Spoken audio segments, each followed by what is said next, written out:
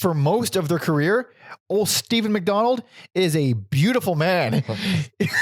He could be a beautiful woman. Yeah, they're very pretty.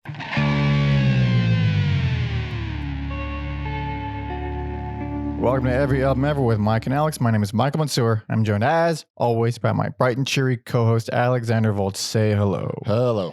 This is Every Album Ever, the podcast where we listen to every single album in the world, one artist at a time. That's a whole new discography per episode.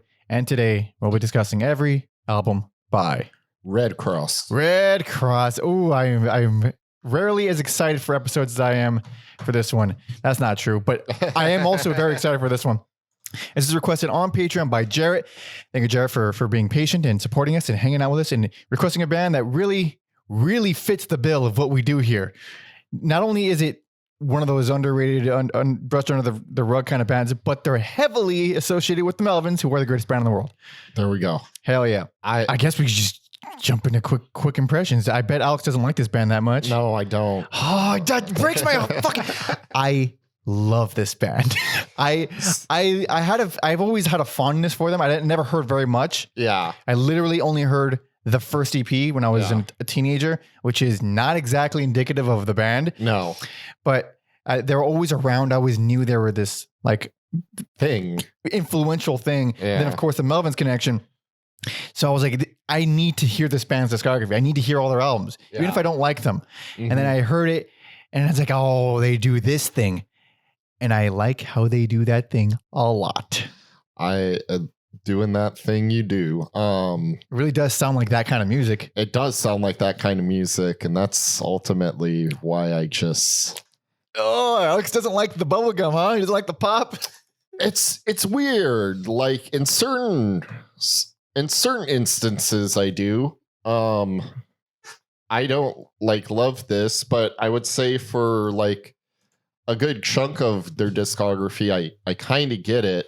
And then there's a point where I don't get it anymore. And I wanted to like them because the proximity to the Melvins. Yeah, they're like full on. They're like what Big Business was at this point. Not as combined, but like there's a whole lot of overlap. Yes. They tour together. I saw Redd Kross opening for the Melvins. That's my only exposure to them. And I thought, maybe their live set wasn't the best judge kit, but apparently it's the thing, because when I saw them live, I only recognized like bits and pieces from like their early stuff, but they were one of the most fun bands to watch live for me. I fucking love I love them live. They're so fun. It was like the exact energy and level of fun. I'm gonna keep using that word, but it was like the campy nature of it, like the way they dress on stage, fucking Steve and Jeff with their suits and shit. Mm-hmm. And then obviously the nature of the music itself, it's very lively and bubblegummy for the most part.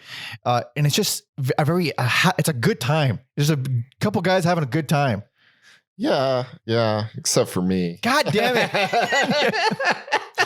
Honestly, that was one of the more fun. That was the last time I saw the Melvins, I believe, was when Redd Kross opened for them. A friend of mine had she got free tickets. Nice. And I guess I was the only person she knew that liked the Melvins, which is about right. About right. Yeah. And I hadn't seen her in a long time. And we had this kind of weird, complicated history. And it was like a nice time. And it was like a good making amends with everything. We enjoyed a good show. We like left as buddies. And it was like, all right. That was a good, wholesome night. Yes. Good, wholesome night. So I have a lot of fondness for Redd Kross for that. But nice. Listening to these albums, at a certain point, I hit one or two albums and I was like, they're legit. This is a legit great band. I get what they're doing. They're doing it very fucking well. Mm-hmm. And then I hit another point where like, I don't. This is not for me. It's not for me. I don't love it. And then I went back. And I found myself liking stuff I didn't like at all in the first listen. Like one album went from worst to like, oh, that's pretty fucking good, actually. That's quite the switch. Yeah, it's quite the switch. Yeah. A lot of this, it's like, you will have to be in a good mood for this. It's like, it's very circumstantial music. I don't know. I felt like I was in a good mood for this. Maybe not afterwards. I don't know. It's funny because like we just did the Sword and I like, glorified Black Sabbath tribute bands. That's more like Black Sabbath, though. This is more like the Beatles and Black Sabbath. I was gonna say that I do understand a bit of the hypocrisy where, you know, I like all these glorified Black Sabbath tribute bands. Right. You mean like bands that are derivative of a specific thing? Yes. And this is just like, I get it. Can we move on from? No. Okay. That is literally what the sword is for Black Sabbath. These guys are for like the Beatles. It's kind of like that, or not even just the Beatles, but a lot of 60s or power pop, a lot of power pop. Yeah. I thought about the Walker Brothers. The Walker, I didn't think about that, but that is a good one. Mm-hmm. Obviously, you think of Sparks. The Quick is a band that they cover more than once, and that's a band I need to hear more of because I'm starting to realize I love power pop, what with my love of Sparks and all that, but there's a fly on my fucking screen. Where did that come from? It's not even it's like a tiny bitch fly. Hardly alive. It's barely alive. I'm just gonna leave it. It's not cool. So bunch of albums. Well, not that many albums. Enough albums. And bunch of albums, but they're all quick, and I appreciate that. They're very brief. And it's this band. They just don't overstay their welcome. They seem like really like. I don't want to say nerds, but kind of like nerds, at least movie nerds. Oh, yeah. From what little I've read about them, they are pop culture nerds for sure. Yeah, a lot of the underground cult stuff. What's his fucking name? God damn, I forgot the name of the director. I'm going to find out in 3 seconds and then edit all this out. Oh, yeah, Russ Meyer. Russ Meyer, there we go.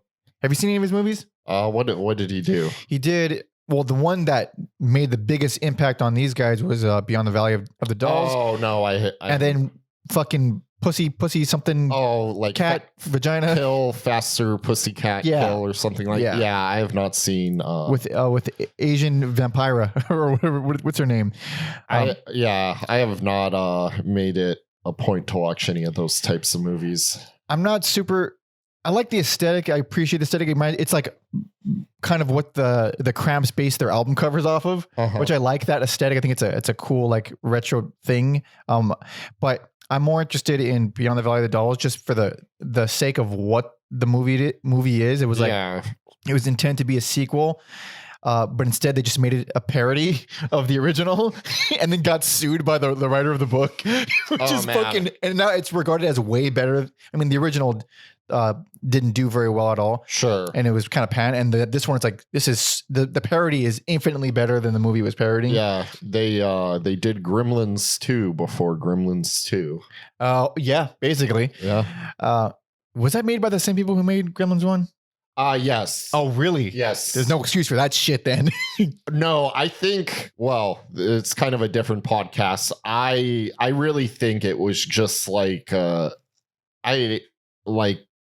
kind of self-aware thing where they were like, I can't believe we're doing this, and they just embraced the insanity, the kookiness. Yes. Yeah. Like there's debate about it, but I view it as a parody movie. I don't view it in the same way I do Gremlins 1. That's probably smarter and better. I mean, there's a whole Key and Peele sketch about it, which is a great sketch. Yes, listeners, if you haven't seen that, it's fantastic. It's in the movie. It's in the movie. So Redd Kross, made up of brothers Jeff and Steven McDonald on vocals and guitar, and then bass, respectively. And these two are the most likable dudes in music, probably. And I mean, people who know us and know the Melvins know Steve has been playing bass for the Melvins for like the past decade or something. That's crazy to me. He's like their longest standing bassist. That's insane. That's delightful. It's delightful. Because as I was listening to this band and reading about them a little bit, I was thinking like they're not the power pop Melvins, but they're very close. They have two consistent members with an insane revolving door lineup. We're not even going to bother with most of the members because there's so many. Yeah. And then all of a sudden they get hooked up with the Melvins, who also were two dudes with an insane revolving door lineup of members. Yeah. And then they're just all best friends, and they share members with each band now. Dale's now the drummer for Redd Kross. They tour together. They cover each other's songs. I recognize songs on here because Melvins covered it. Oh, really? Or at least one. Okay. At least one. And then I think they also share covers. Like they'll cover the same songs, both bands. Okay. Which is yeah, it's always it's fun, and they cover the same types of songs that Melvins cover, like Stone songs or Beatles songs, and they just fucking Melvins it up or Redd Kross it up. Yeah. Which, it's just a fucking good time. Unless you're Alex. Unless you're me. I can't believe you. I can't believe you didn't like it. It just bums me out because I feel so much joy when hearing so many of these albums. I feel so good listening to them. You know, I'm not here to rain on your parade. I guess. Yeah. But we have some stuff here, some notes here from our boy, Tom Osman, our history guy who does a bunch of work for us. So go check him out on all the things. Tom Osman Sounds on all the social media. TomOsmanSounds.com for all his music. And TomOsman.substack.com where he writes about music and has interviews and all kinds of good stuff. He also just put out a new album with Existent Non-Existent called Industrial State of Mind. You can find the link to that in the description. But he compiled snippets from an interview with the band from 1982 when Jeff and Steve were babies, essentially. These started out as children in this band. Mm-hmm. Another interview from Ultimate Classic Rock from 2019. The bio, a 2019 bio called From Born Innocent, the Redd Kross story. I want to talk about that. Okay. Because it's like this episode should have come out maybe a year from now to be more thorough, because a documentary on the band, it's not being made. It is now completed, but not released. Okay. They're submitting it to a bunch of film festivals. Okay. And the last update was from January of 2023. And it was like, they got turned down from Sundance. And that was like the last update. They're still like submitting it everywhere else. Yeah. But even because it was kickstarted, the guy who directed it was one of the executive producers for Friends. Oh yeah, I did. Yeah, I did read that. Yeah, I forgot his name. Andrew something. And I like the idea. I know it didn't, but I like the idea of Redd Kross playing the Friends theme song. That would also make sense. They would do it great. They would do it great. So that hasn't come out, and even like the Kickstarter backers, they haven't seen anything of it yet. Or they've seen maybe a clip or two. I like doing it before the doc. We did it before it was. Oh yeah, we preempt, even though they have like a million amazing interviews in the movie, and this band inspired everybody apparently, which is pretty wild. It is wild because I don't understand it, but okay. It's one of those things where the same way that's not true. I understand a lot of albums that have been influential. What bothers me is how they're regarded as masterpieces, even though they're like clearly flawed television.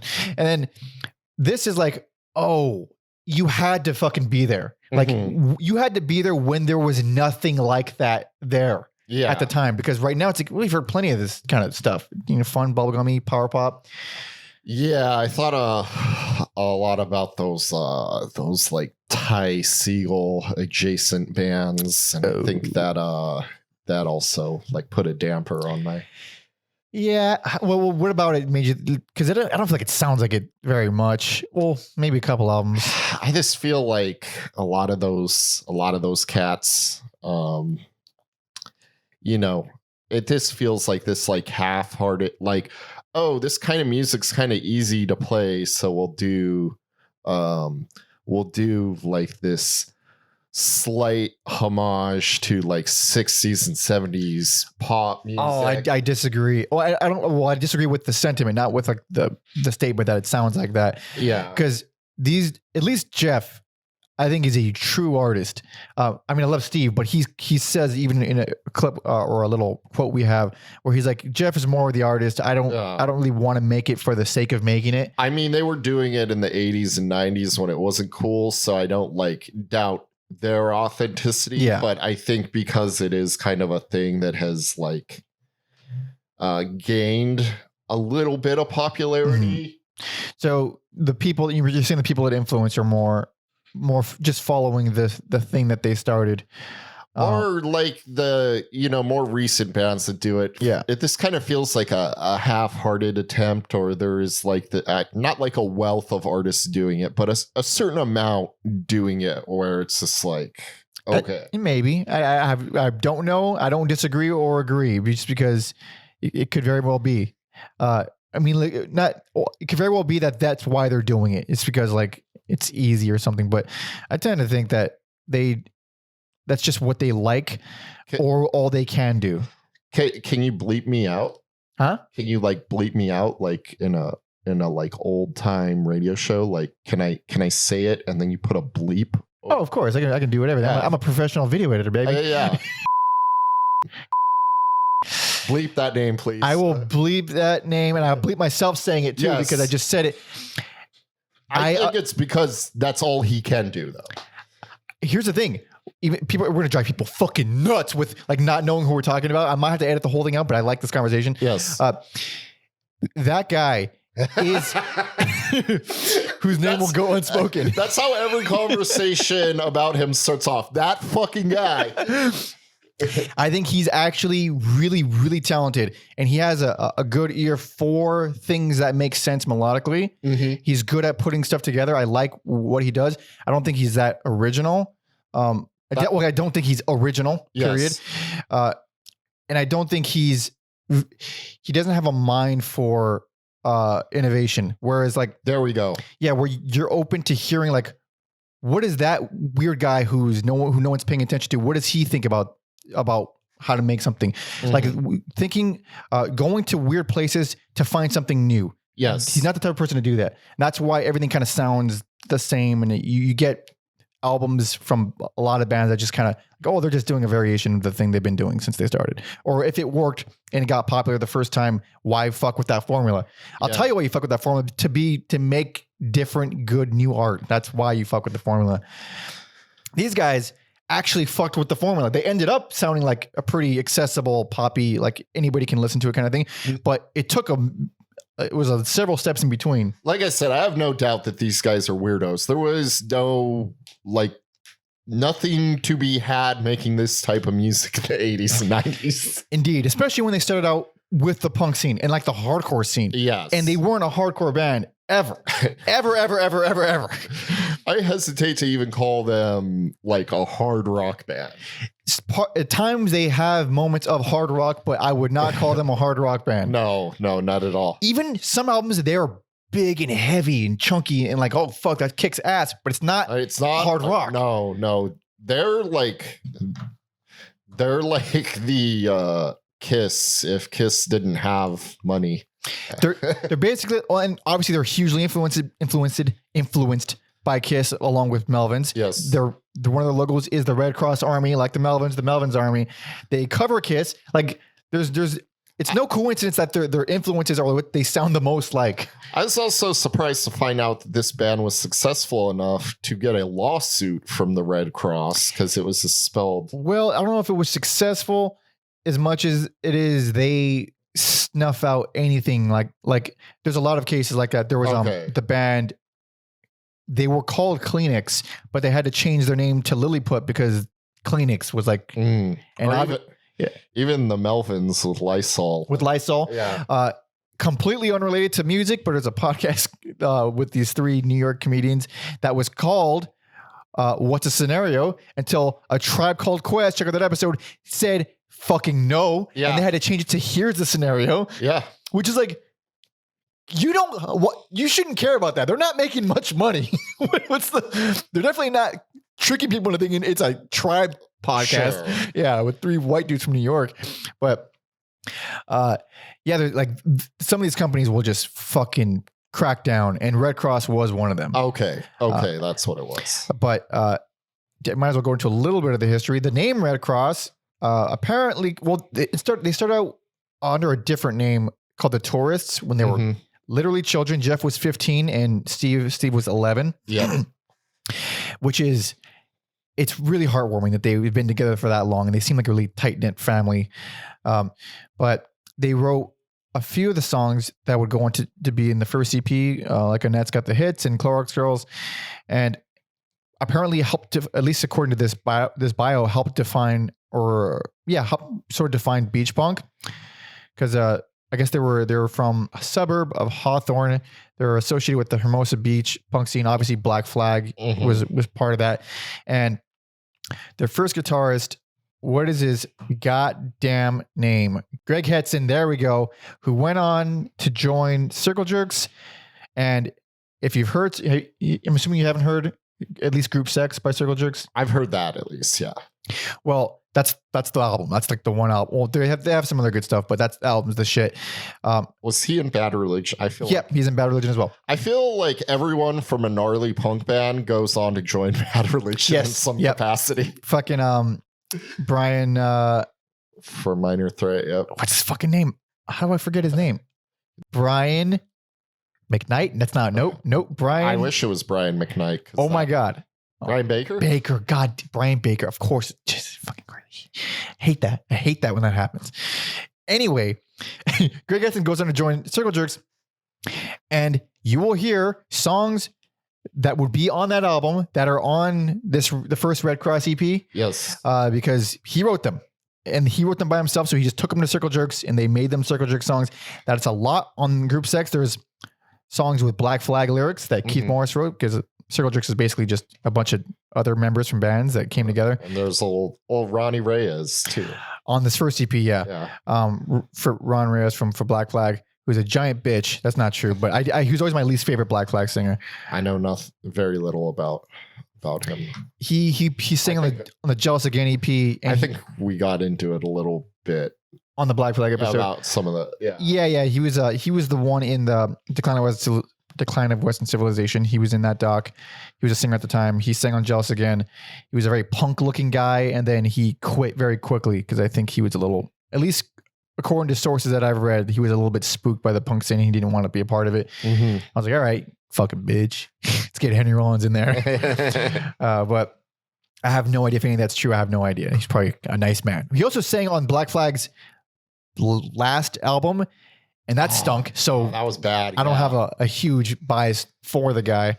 Man, I like to try to forget that. Yeah, didn't happen. It was really one of the biggest abominations in punk history. The fact that album got made and exists. Cool boy. Anyway, check out that episode. That was a fun one. So Redd Kross, back to a little bit more of the history.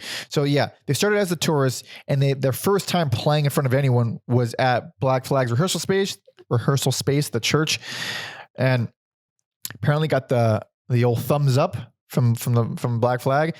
Apparently Des Cadena was also in Redd Kross at some point, but I couldn't find where or when, or I don't think he's not definitely not on any like album or EP. As they say in pro wrestling, it may have just been for a cup of coffee. Oh, what does that mean? Just like you were there real quick, in and out. Yeah. Kind of like how Chuck Biscuits was in Black Flag. Yeah. Yeah. Like he was there for one demo, and apparently it was a good lineup, but he immediately left. It was like a performance rehearsal, whatever the fuck it was. Then they went with Redd Kross as the name. Apparently that was inspired by the brutal ass masturbation scene in The Exorcist. Dude, when I saw that as a teenager, I did think that was the funniest shit.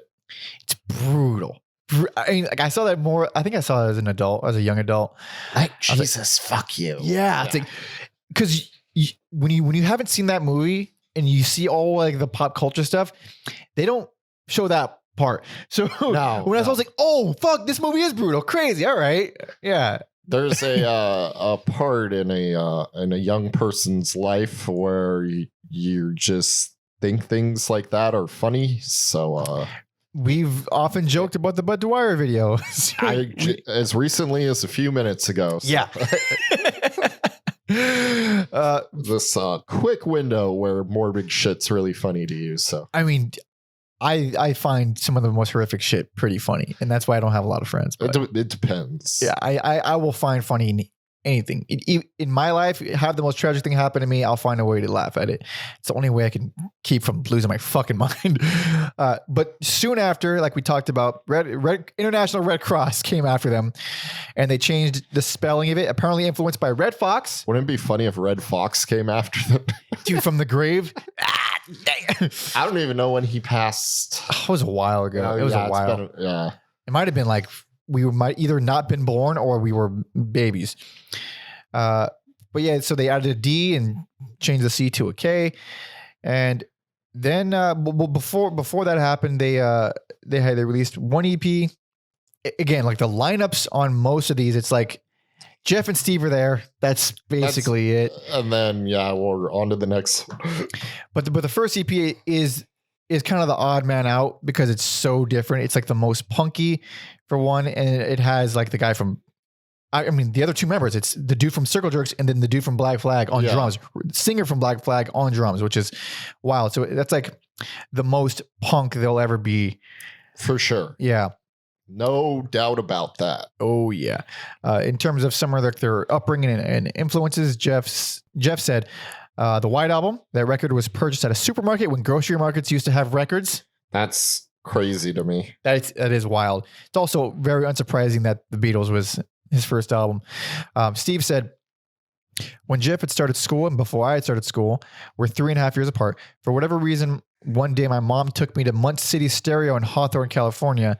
They had a good record collection and mom said, pick out 2 records. And I would have been about 5 years old before I started kindergarten. And I picked out Killer by Alice Cooper and Rolling Stones' Get Your Ya-Ya's Out.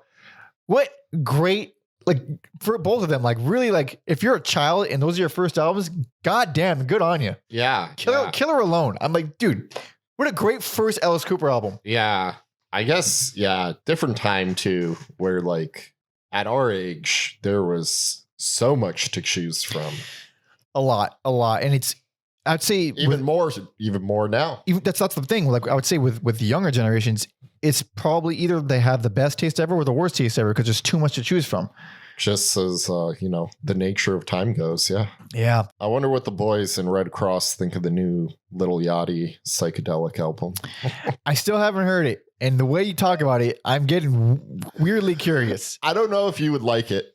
Probably not. I sent it over to my friend John because he does like some stuff like that, and he listened to it and he's like, "I fucking hate you." I'm like, "I'm sorry, I had to try." All right, there it is. Yeah. You never know what you're going to like or what you're not. No. Especially with this band where I kind of expect it to be like lukewarm or not. Kind of like, all right, it's fine. And a lot of it, like I want to keep going back to. Yeah. I'll bet. But altogether, we're going to be discussing 9 records, that's 7 albums and 2 EPs. Or one of the EPs was released as an EP, but the way it is now, it's basically an album. It's an album length. It has a lot of stuff on it. Go ahead. Also, when we get to that, I'm an idiot and I didn't see it. So I listened to like the original track order on YouTube. Is it different? Uh-oh. So it's not even a big deal. We're just going to have slightly different. Mike will have heard some cool songs I haven't heard. Well, okay. So the track listing is the same, but there is the bonus tracks on it. Okay. And I'm really bummed you didn't hear the bonus tracks. Like out of all this stuff, we heard all their music. I'm actually legitimately bummed you didn't hear those bonus tracks. Because I was looking I know. for that. Whatever. Yeah, it's on streaming and it's re-released, has a different cover. A lot of these things have been re-released. And if you're on YouTube, you'll probably see the reissue covers instead of the originals because that's just how they're out there in the world now. So, but specifically with the first EP, the original didn't have a cover because it was released on Posh Boy and it was like just a 7-inch or whatever, no actual cover, but they re-released it with a cover. So that's basically what it is now. But anyway, first record came out 1980 when the boys were just children, and the most recent 2019. But apparently they should be coming out with a new one. Maybe mid next year. Loose ends indeed. But first, I want to talk to you about some Manscaped. Spring has sprung, and our friends at Manscaped have the best tools for some spring cleaning. They've already helped you tidy up all the nooks and crannies of your body's basement, but this year, Manscaped can help you get the perfect presentation on that beautiful face of yours with the new Beard Hedger Pro Kit. Make sure you look your best this spring by using code EAE to get 20% off plus free shipping at manscaped.com. After using the Beard Hedger once, I knew then and there that I wasn't going to use another razor ever again. And if you don't hate your mother, you will buy one right now. It's time to tame your mane with the Beard Hedger Pro Kit. The kit starts off with the Beard Hedger, a waterproof cordless trimmer with a rotary wheel that gives you 20 hair cutting lengths, all with one guard, so no more messy drawers full of add-ons. It also comes with titanium coated T-blades that are tough on hair but smooth on your face, leading to single stroke efficiency that brings satisfaction one stroke at a time. The Beard Hedger is a high-tech piece of art in a travel-sized package with a long-lasting battery, universal charging, and a strong motor. Next, the kit has the liquid goods to make you feel good, starting with the beard shampoo and conditioner. You can't treat your beard like you treat your pubes. That's why the kit has a special shampoo and conditioner specially designed to moisturize, reduce ingrown hairs, and replenish your beard's natural oils and promote beard health. The Pro Kit also has Manscaped's beard oil. The nutrient-infused oil relieves dryness both on the beard and the skin underneath it, while still adding a little shimmer and shine to liven up your stupid, ugly look. I'm sorry. I'm kidding. I don't mean that. Cap it off with a beard balm, a pomade that shapes, styles, and moisturizes, bringing the amazing scent of fresh eucalyptus, rosemary, and lavender essential oils. Not to mention, the Beard Hedger Pro Kit also comes with 3 free gifts: beard brush, comb, and scissors to ensure your beard is ready to impress. So save 20% off in free shipping with the code EAE at manscaped.com. That's 20% off in free shipping with the code EAE at manscaped.com. Focus on the face and use the Beard Hedger Pro Kit for the cleanest look in the game. Okay, where were we? Are you ready? I'm ready. Hell yeah. So this is 1980s, self-titled.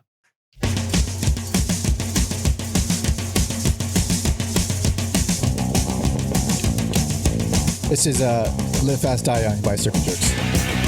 The entire song. The entire song. Except different vocals and lyrics. Different different cadences too. It's different vocals entirely. Yeah.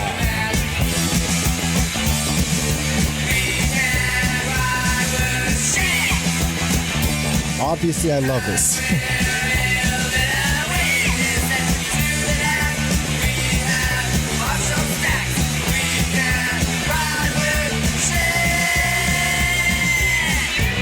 It is it's funny, first song being a song called Cover Band, and then that's kind of what they would hang their hat on. They would become a pretty prominent cover band. Yeah.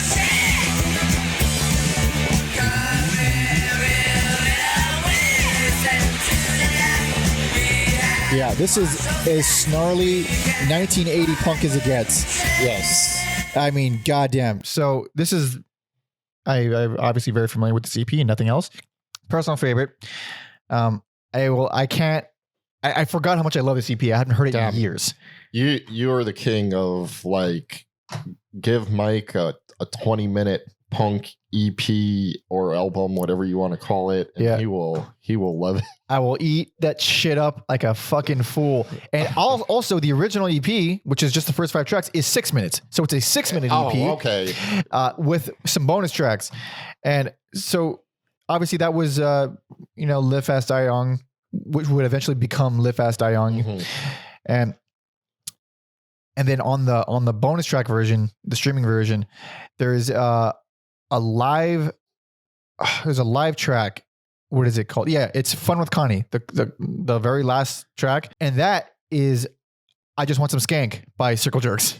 Yeah, that song sounds so awful because it's a punk live recording. It sounds like dog shit. I'm only glad it's there because I didn't know that was originally a Redd Kross song. Yeah. I mean, I Just Want Some Skank, the Circle Jerks version, added a really, really cool fast section at the end. Mm-hmm. This one doesn't have that, but the main riff is exactly the same. But I didn't know that. And I was like, oh shit.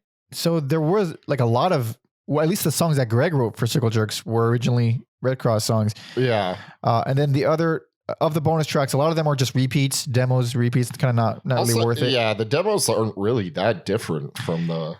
It basically interchangeable for the most part, very inconsequential, kind of don't even need to be there. I'm sure they're only there to make it the reissue longer than 5 fucking minutes. The only other non-repeat is the song Rich Brat, which is just cool, but I mean, it's over like every song here over instantly. Yes. Only 2 songs in the EP past the minute mark. But I love every song. And this is my favorite because it's super nostalgic. I listened to this thing religiously as a teenager for whatever reason. Yeah. Annette's got the hits. It just feels so good. I fucking love it. It's so simple. It's so unbelievably simple. It's nothing, remarkable in any way, but it really has that OC punk vibe to it. Or Hermosa Beach, OC. They're different, but they have a lot of similarities.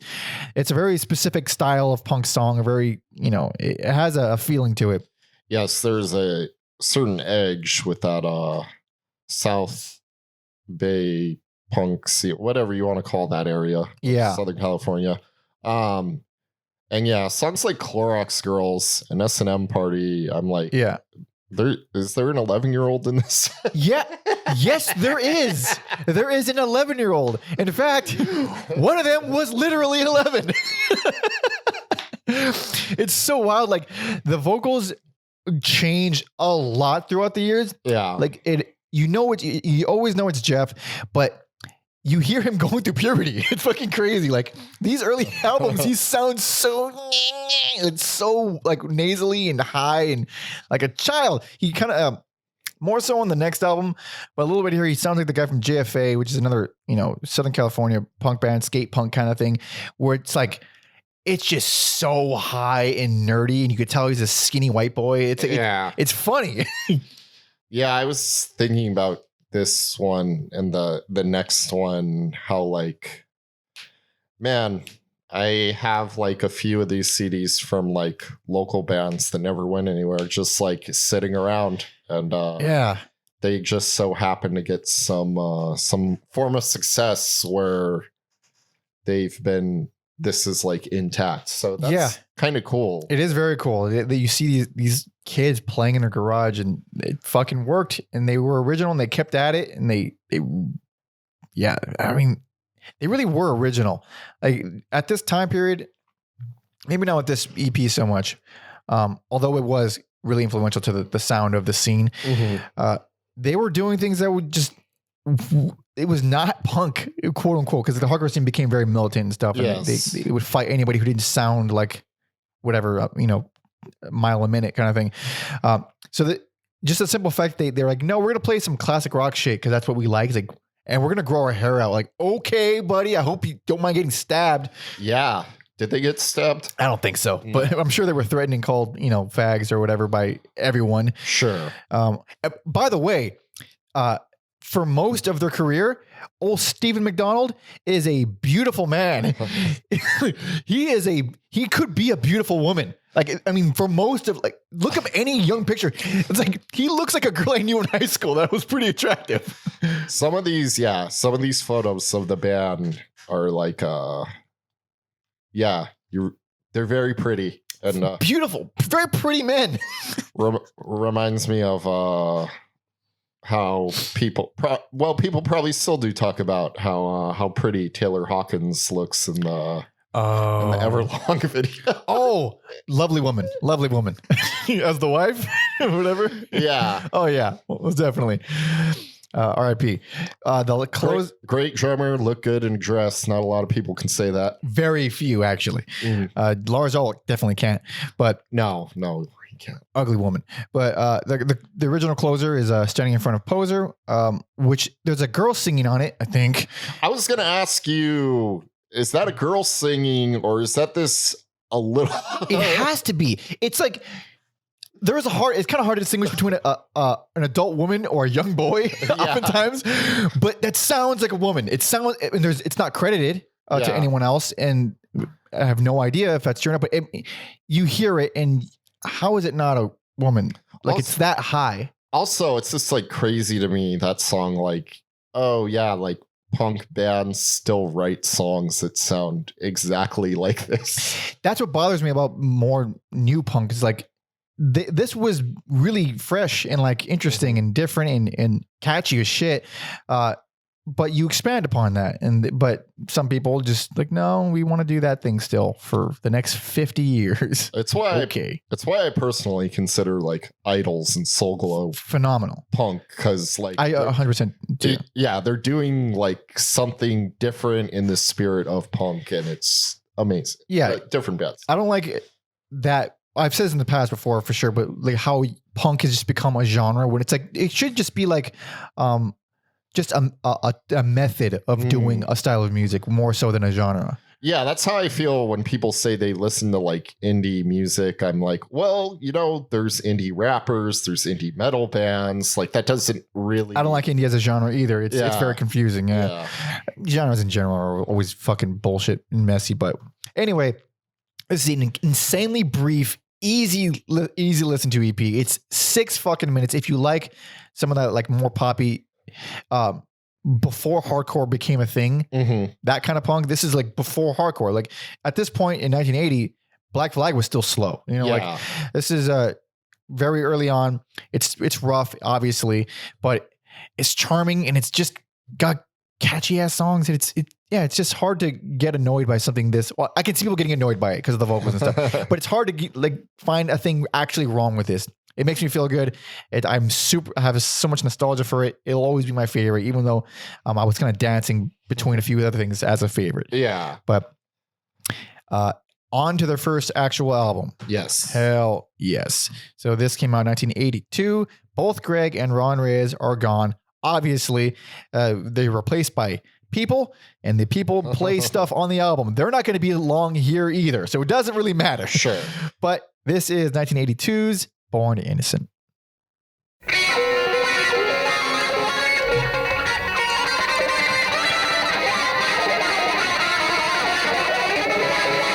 This song would go on to be, I think, a staple for them. And they do re-record this song. And it is, I think, a very funny song.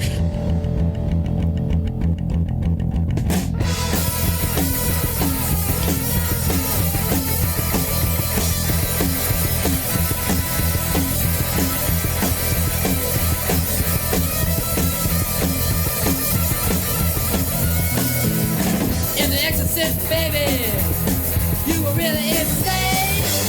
Got busted, you got busted from the pain. You're born innocent girl, and that ain't all. You got it for the first time, baby. More garage rock than punk rock now. For sure. Very rough, very sloppy. It's so weird how on this album, more than the previous line, I was like, this is a band I've seen play a backyard game, for sure. Yeah, kind of. Like, it's more rough than the EP, like performance-wise, but this is like apparently insanely influential. So that opening track was Linda Blair, named after the Exorcist girl, of course. Mm-hmm. And then the album title, Born Innocent, is a reference to, I think, a TV movie that she was in. Oh, all right. Yeah, there's a ton of pop culture references. A lot of movie stuff. They're big on the movie stuff. Also, did Black Sabbath have an album called Born? I shouldn't have asked. Whatever. I thought it's not Born Again. It's one with the red devil baby, right? In the blue background. It looks awful. Yeah. Yeah. It's a bad cover. It's definitely a bad cover. It's one of the worst albums. It's Born Again. Yeah. I can't believe we've never talked about how, like, oh yeah, it's not a very good. It's like, it's striking. It's memorable, but it's not like good. It's not even good for a metal album cover with demons. Yeah. Yeah. Anyways. But this album, it is so super influential. I think it's a good album, but a lot of roughness. You have to overlook a lot of stuff. This is like influential in the sense that you really had to be there. Influential. There was some things that stood out to me, where I'm just like, okay, like I can hear them doing something different, like on Burnt Out, like really like the guitar playing on there. The first evil sounding riff they've ever done, probably. I was going to say, I like when they venture into the evil sounding riffs, like Charlie's another one that does that. Oh, yeah. Oh, dude. So that's one where I was like, where the fuck do I know this from? I think the Melvins covered it on something. It might have been on Five Like a Dog, honestly. Yeah. They had to have covered it at some point because I know the song. I don't know where it's from. Mm-hmm. And there's no way I would remember it if they played it live. I'm pretty sure they probably played it live too, but I'm pretty sure Melvins covered it. Yeah. Song rules. And then there's songs like St. Lita Ford Blues and I'm All Right, where they sound like traditional rock songs for a bit, and then they slowly deteriorate into like a little bit of a mess, chaos in the best way possible. I'm not too big. I think St. Lita Ford Blues is one of my least favorite songs in the album. Yeah, it's only like that one and White Trash are the two songs I don't really care for. But I'm All Right. It's the first time they'll do a thing that they do a lot, is a cover of a cover. Yeah. So they're covering the Rolling Stones version of the Bo Diddley song. Very fucking cool. Very fun. I think it comes out really great. Also, they're really good at just taking other people's songs and making it flow in their albums. Oh, 100%. Yeah. That's actually, when I think about it, a good trait that's very rare. When I think, because a lot of times when you hear a cover on an album, it's like, oh, there's the cover. Yep. And it's like, It kind of stands out. I hate that. I hate that because then it distracts me from like what the whole piece is supposed to. That's not once did that happen with this band. Not once. Yeah. Including the cover album, including the covers album, which is pretty impressive. What else? Tatum O'Tott and the fried vegetables.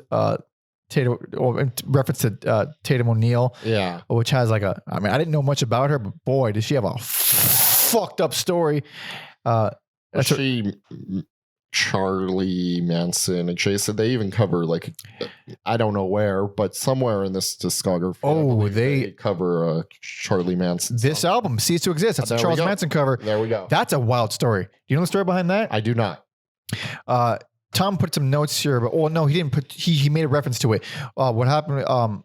So what's his name? Dennis Wilson from the Beach Boys became friends with Charles Manson before the stuff happened. Sure. And it'd be funnier if he became friends with him after that would stuff be happened. hilarious. So he became friends with him because he liked his music. He liked the way he wrote and he wanted to collab a little bit. And Cease to Exist ended up becoming Never Learn Not to Love by the Beach Boys. Yeah.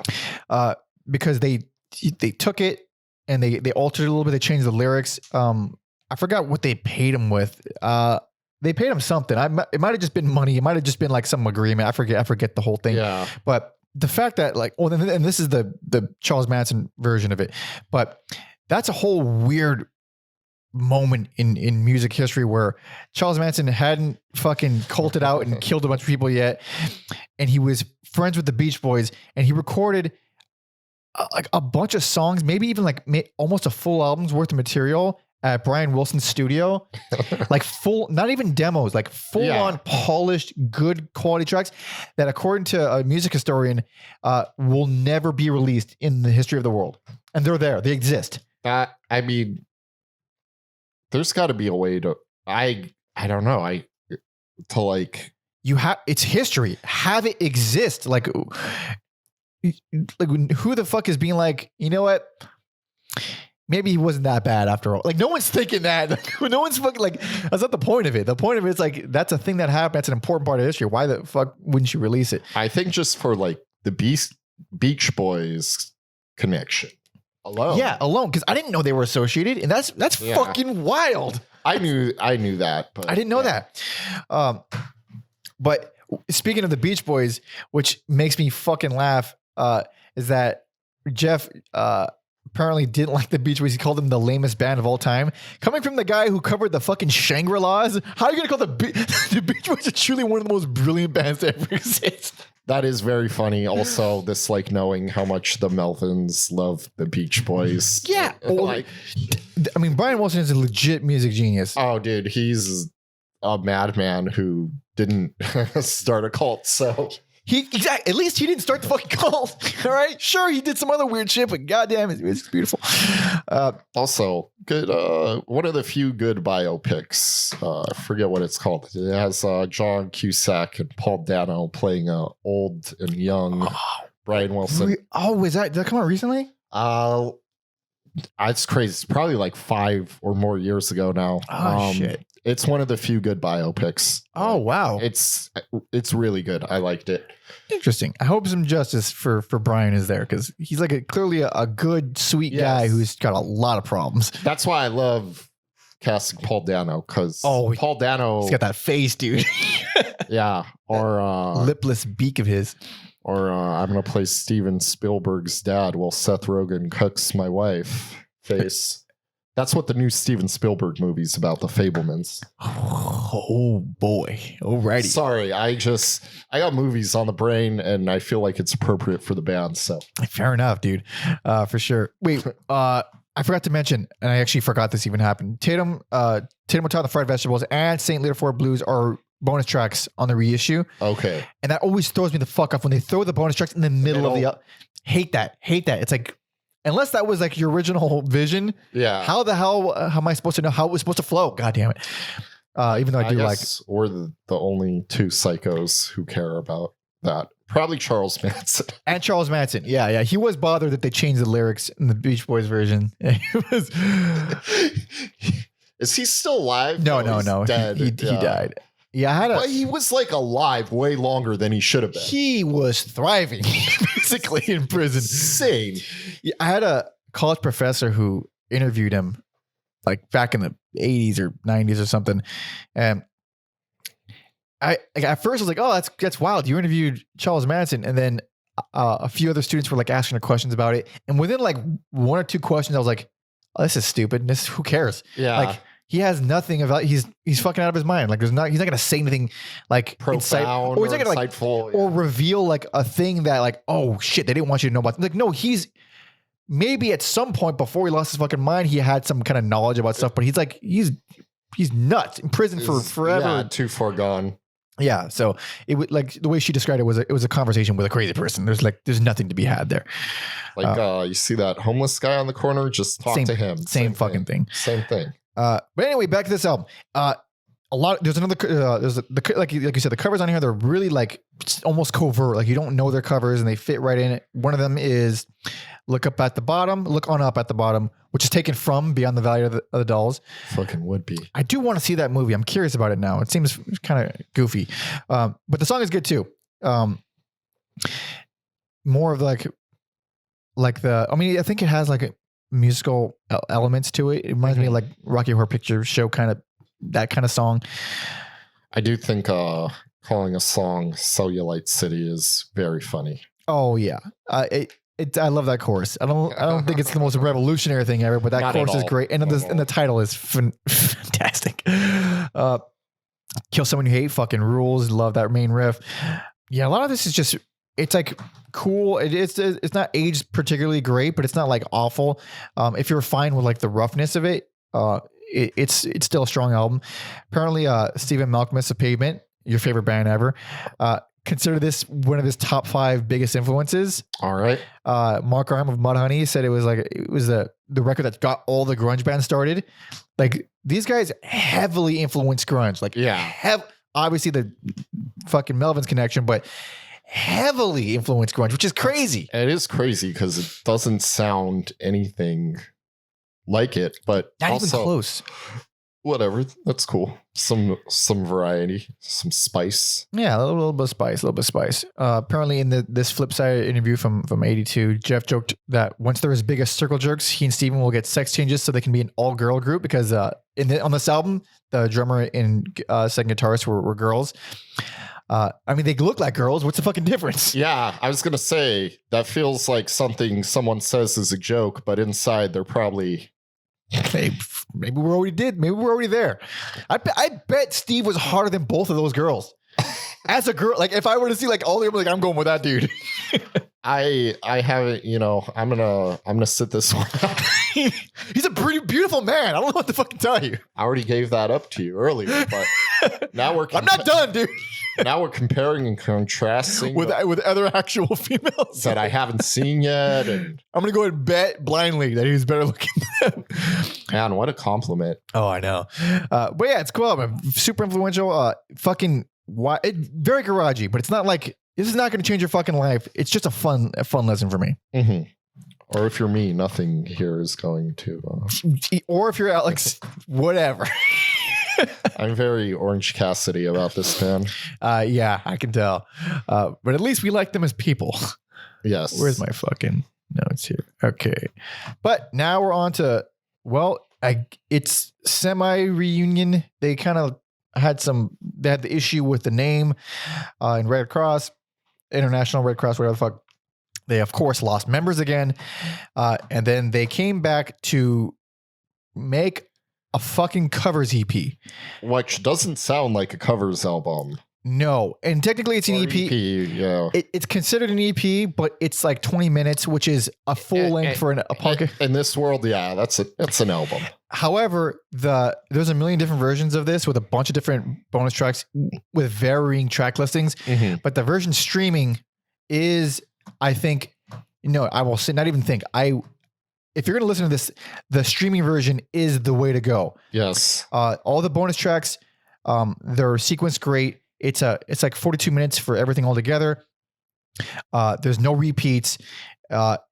Yeah, and it flows together nicely. It's basically a full covers album, the streaming version. Yes. So this came out in 1984. This is Teen Babes from Monsanto. Oh, we know this song, baby. Oh, I love this song. I've always loved this song. It's so crazy. Like, I don't love Kiss. I never throw on like a Kiss album. But if someone covers Kiss, I'm like, this fucking rules. Yes, I think I covered this song before. Everyone's covered Deuce before. Dude, it's so great.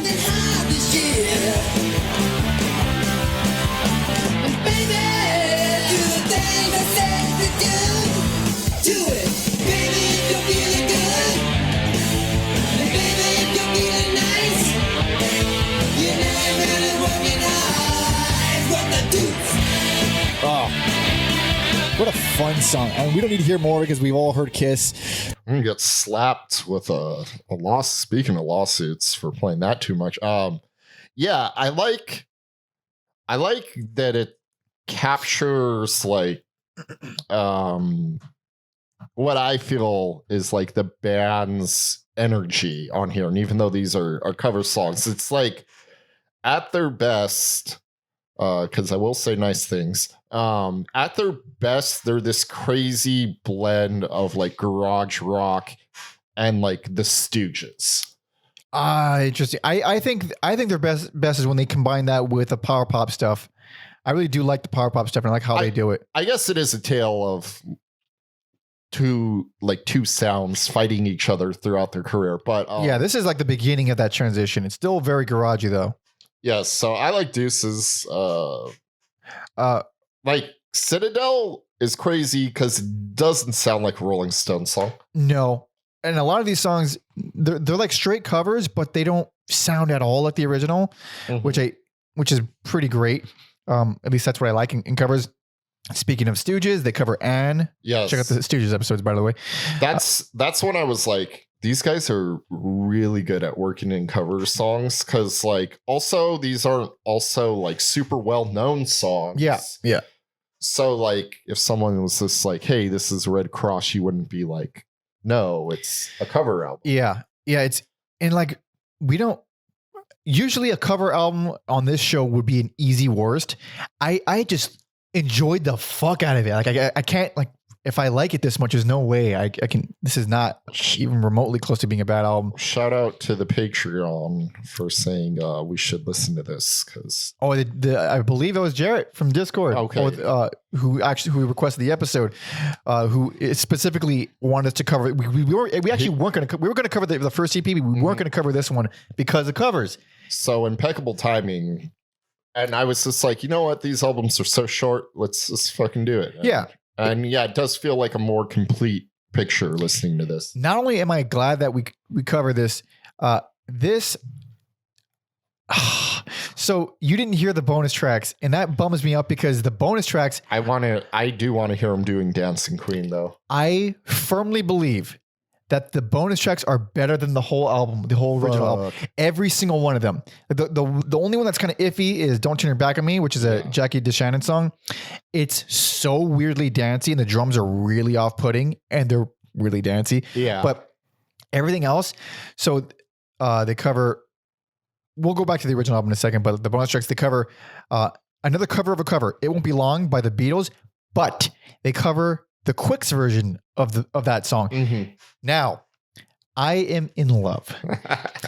It Won't Be Long. I think this version is light years better than the original.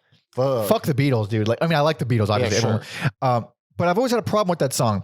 Where like the chorus is like this insanely catchy, amazing thing, and then I always felt the verse kind of like it didn't match. It didn't match, and it felt kind of odd. Here, all credit to the Quick because they're the ones who made the version. They power popped the fuck out of it. They made it all Sparksy with the little ding, ding, ding, ding, the pianos. Yeah. The Sparks pianos. And all of a sudden it fits, it's heavier, and it has these incredible vocal harmonies in like the chorus. And they added these really dramatic sections toward the end.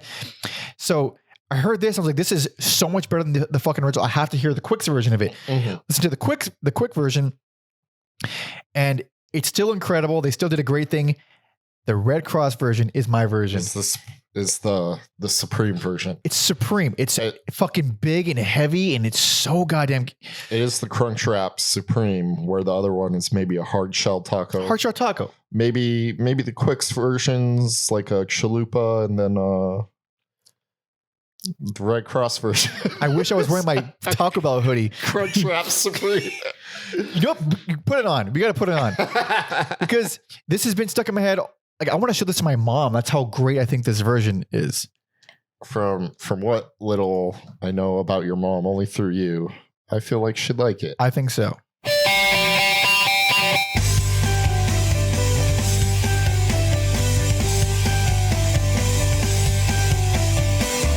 Every night when everybody It's already so much better than Beatles.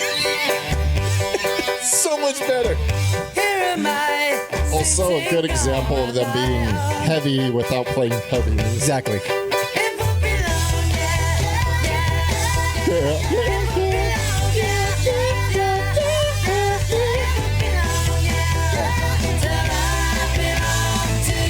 Oh, so fucking good. They did play that live when I saw them. I thought it was Oh, hell yeah. Yeah. Fucking incredible. So sorry for that long gushing detour. But they also cover Fancy by the Kinks. Underrated, obviously one of the most underrated bands of all time, but it has a fucking insane fuzz bass on there. It's super heavy. Sounds right up my alley, actually. It's fucking great. I'll Meet You Halfway is a Partridge Family cover. Yep.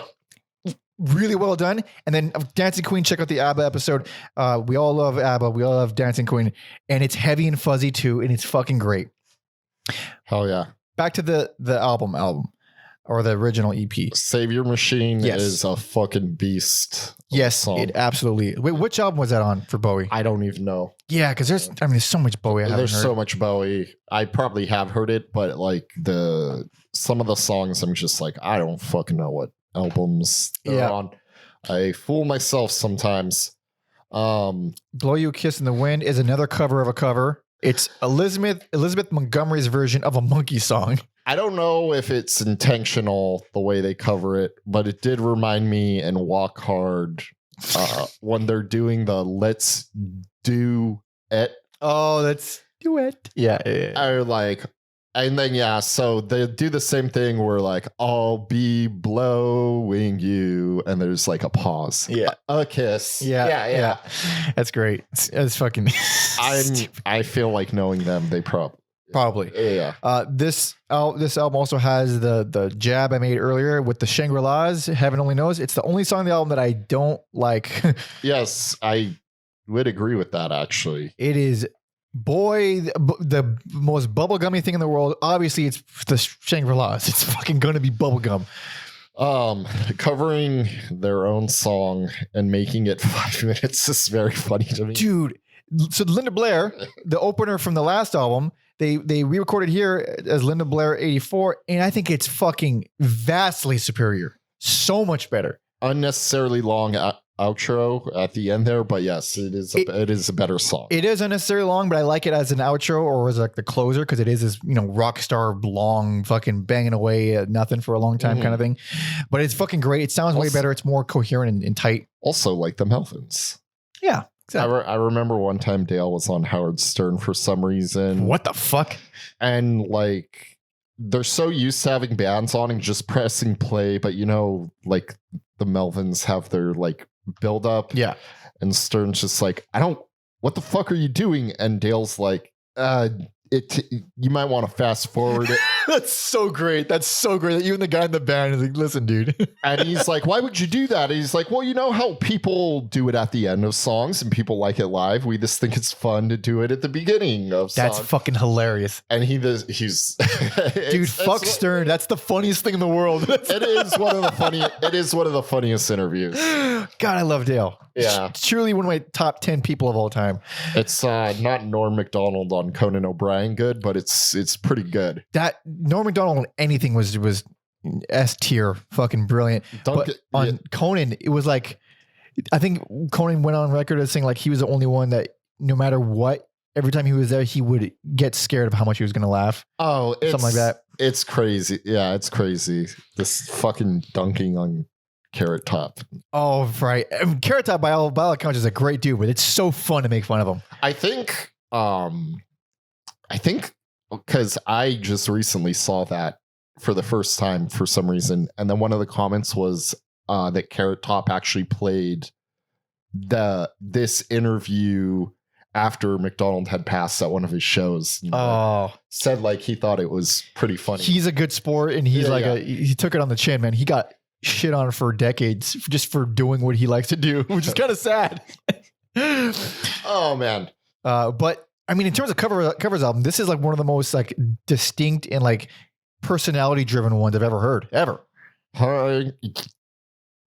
Yeah, maybe one of the best cover albums. I think it's my favorite cover album of all time. Yeah, that's coming from someone who's lukewarm on this band because, like, obviously, you know, I go Garage Inc. and it's like Garage Inc. Yeah, I mean, the disc 2 is where it's at. It's a mixed bag, all things considered, and then I don't know.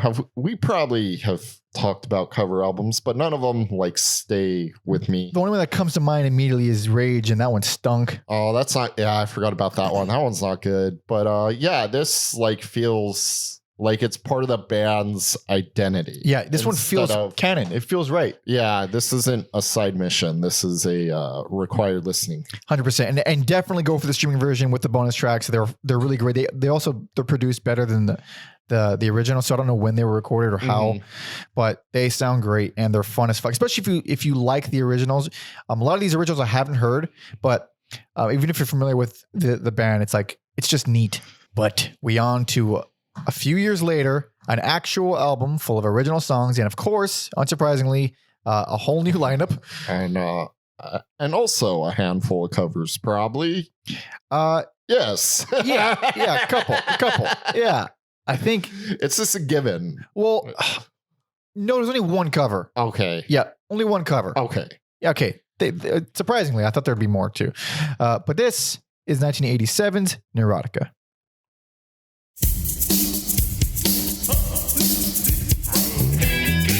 Great album title. Love that. Great album title. I love the way the drums sound on this track. And then this album, I was like, and like specifically this song, I was like, oh, this is why everyone loves Steve. Yep, he's fantastic. He's such a great bass player. It's so weird. I hesitate to call any album a bass player's album. Yep. But he's just Didn't think about that. Totally different player on this song. I didn't even think about that. This is his album. Yeah. 100%. Like he comes into his own here.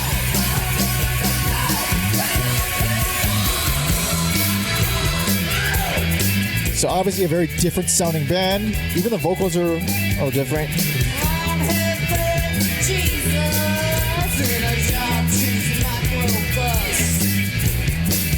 And yeah, this song does a similar thing that Deuce does, where I'm like, it's like, yeah, it's like T-Rex and the Stooges. Yeah.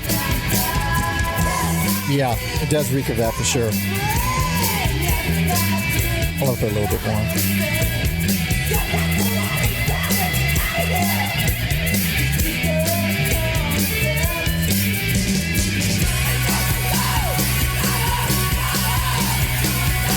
Yeah, this band is like you know what you're getting into. It's Pop rock, power pop, garage, and this was produced by Tommy Ramone, whose last name I can't fucking pronounce. Erdeli, Whatever. Erdeli. His name's Tommy Ramone. Yes, that's much easier that way. I like this album a lot. Actually, it's one of my favorite albums of theirs. I was debating to give it an accolade or not, but I think I have to follow my heart. I had to follow my heart too. Yeah. Yes. This is a strong album. For me, it's a little bit uneven, but it's not the most consistent. It has some moments that dip for sure, but out the gate, it's pretty fucking great. Yeah, I kind of wish I didn't like read that it was inspired by Saturday morning cartoons and like Oh, right. Cereal. I mean, Frosted Flake. Pretty on the nose. It is, because I think I kind of wanted something a little more like surreal and wacky hearing that. But if you know what, never mind that. It's just a good hard rock album. Pretty much. This is actually, I think, one of the most diverse albums, all things considering, because they at least in the first handful of albums, they do take these big steps in like style. Like from this one to the last one, it's like different band. Yeah. And then from that album to the one before it, again, a different band. Eventually those changes get less and less noticeable, but here it's pretty drastic. It's very glammy. It's not like shiny, sleazy glammy, but it's like early glam, like T-Rex glammy. Yes. Which is far more charming, I find. But they have, I guess it's re-recorded version of Tatum Tot and the Fried Vegetables, but the original wasn't originally on the album, so I guess this is like the first. For whatever. Point is, that song is on here again, and I think it's still good. It's basically unchanged from the original, except from the production. So I'll probably go with the original over this one. Mm-hmm. But there's a lot of moments where, like, even though I like this band, they do like wear the influences on their sleeve is one way to put it, but there's a lot of it's like that's just the riff from this thing. Like, I don't find it to be any kind of rip off at all, but it is undeniable that the song Mackenzie, which I do like the song, the main riff is just the same exact chords as Mannequin by Wire. And that's Mannequin by Wire is one of, it's like a pop punk, not pop, what the fuck? It's an early 70s punk masterpiece. That song, it's fucking incredible. But same chords, different song, different feel. It's its own thing, but it's like, I know those chords. It's very much that thing. Yes. But here is with sorry, I'm talking so much. No, go for it. This is the first time we get Robert Hecker on guitar. Would he be like a longer? Sort of long. He's here for this album and the next one, and then he comes back when they reunite later on. Well, that's longer than 90% of the band. Yes. Which is why I had to bring him up. Yes. Because there's a couple of things that are interesting about him. One is he's a fucking shredder. He's like a great guitar player. He likes tapping. He loves finger tapping. And the other thing is, we're going to hear it on the next album, but he has got a killer Paul Stanley impression. Oh my God. The best I've heard in ever. Incredible. Some would say you wanted the best. We got it, baby. You got the best. The hottest band in the world, Redd Kross. So what I was saying earlier about some of the diversity here, you get stuff they've never done before, like Love Is You. That song, yeah, that is like the first like commitment to full like 60s pop. Fully acoustic. And there's no way they weren't trying to do Tiny Tim vocals, right? I was thinking Sparks. I was thinking Tiny Tim. Tiny Tim felt more like cartoonish. Well, Sparks is kind of cartoonish too. This album cover is cartoon. Yeah. This band is cartoonish. Yeah, Maybe it was Tiny Tim. I only say Sparks because of the Power Pop Association. Sure. And because they eventually would cover Sparks later. And was Steve in Sparks? I think he was in for a brief period. If he was, that's crazy. Being in Sparks feels exhausting. How so? Oh, just because of how much material they have, and you don't know what. I mean, you do, but like, I forget what year it was. They did all of their albums. Yes, every show was a full album. Yes, that's right. I remember one of them. It was someone big. It was like Axl Rose or Slash or some fucking guy like that. He was busy for the night they were going to play Come On to My House.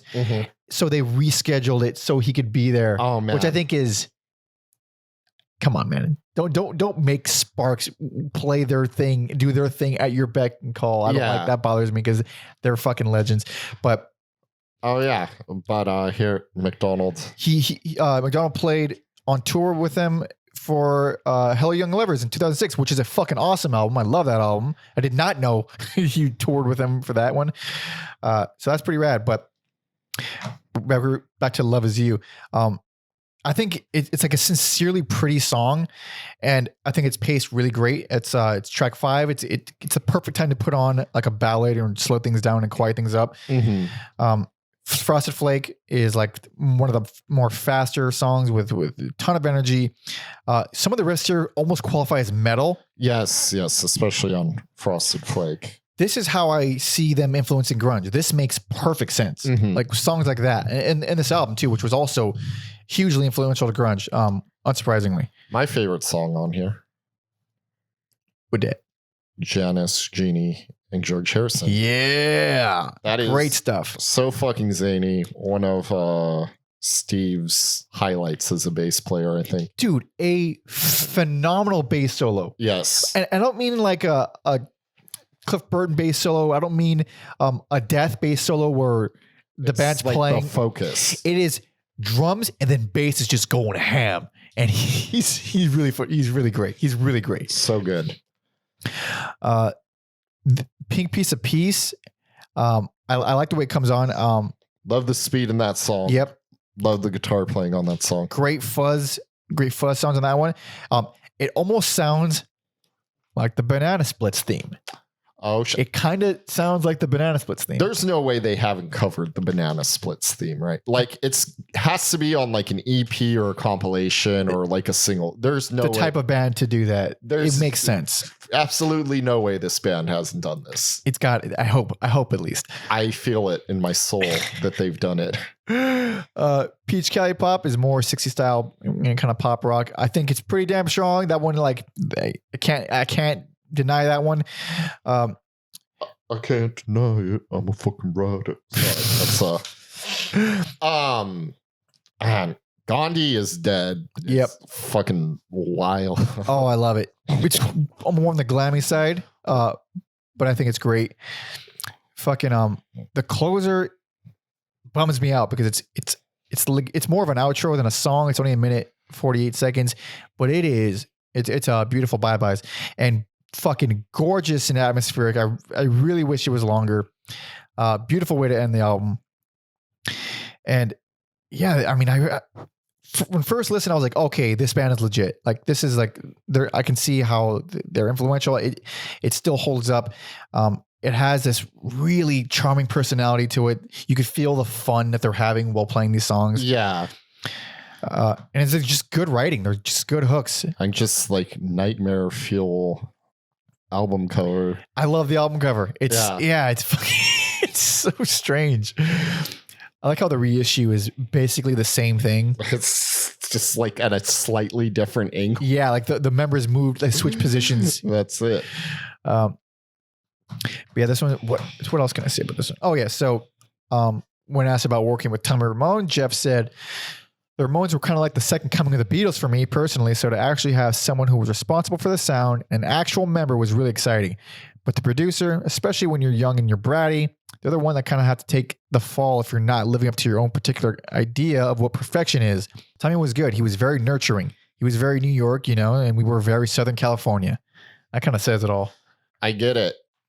This man wanted shit done on time, and they were like, "What's the big deal, man?" Yeah. That's the stereotype, more or less. It fucking is. Even if someone doesn't talk like that in Southern California, that's how they feel on the inside. And that's why I hate living here, and that's why I don't relate to anybody in this fucking part of the world. I hate it. I love LA. Fuck, that's a great song though. Dun, dun, dun, dun, dun, dun. God, fuck yeah, dude. According to this little quote from the bio, this definitely would go on to influence grunge, obviously, like we said a few times. But in 1987, Redd Kross played a show at the Crescent Ballroom in Tacoma that was attended by members of Nirvana, Pearl Jam, Soundgarden. They proved that a band could have a heavy guitar attack and still have great pop melodies, an approach that Nirvana would take to world domination. Check out that episode as well as the Soundgarden episode. It's funny to me that this influenced Soundgarden because they don't sound at all like Soundgarden or whatever. Soundgarden's so wild to me, like the things that influence them and the things they like, and yeah, the like careers they would like go on to have. Like, Super eclectic. No one was on the same page in terms of like what they went on to do. oh, one of the guys plays in Sun, and the other guy plays in a band with the guys from Rage Against the Machine. Yep. This is so fucking wild. Oh, and he did a James Bond theme song. Like, Yep. It is great. crazy. It is fucking fun. I love it. I love that it's that unpredictable. And why they're one of the best bands in the world. But this album is great. I think it's great. This is where it started to click and where the grunge connection started to make sense. Even though it doesn't sound grunge at all, you hear how, because this is 87. This is like, grunge wasn't a thing yet. Green River was starting up, I think. Well, Green River might have been earlier, 85. your memory is impeccable. I think so. I could be wrong, but I'm on audio talking about these bands, and I have no idea. it was a long time ago, to be fair. And I just happen to have a fondness for grunge and all that. Yeah. But yeah, great album. New direction. They're moving toward a thing, and we're gonna hear even more of it next. And this next one is they got a little label called Atlantic. No, I'm gonna let it play. Another parallel with the Melvins. Oh, signing to Atlantic. This is by the way their only major label album, so that'll show you how well it did. Yes. But this is 1990s Third Eye. These are all the young, attractive, feminine members of Redd Kross on the album, right? Well, I'm joking. you know the story behind the cover, right? I don't. You know who that woman is, right? No, I don't know. I can't wait to tell you. Okay. I'll wait till the song plays. You know how sometimes there's artists with the same name on these streaming services and they get lumped? Yeah. I had to double check. Yep. This is a different thing. This is like 80s pop. We've just gone like the Cars. Kinda. Yeah. This kind of turned me off at first, but I love this song. And this chorus has rom-com written all over it. I'm with you. Oh, it's great.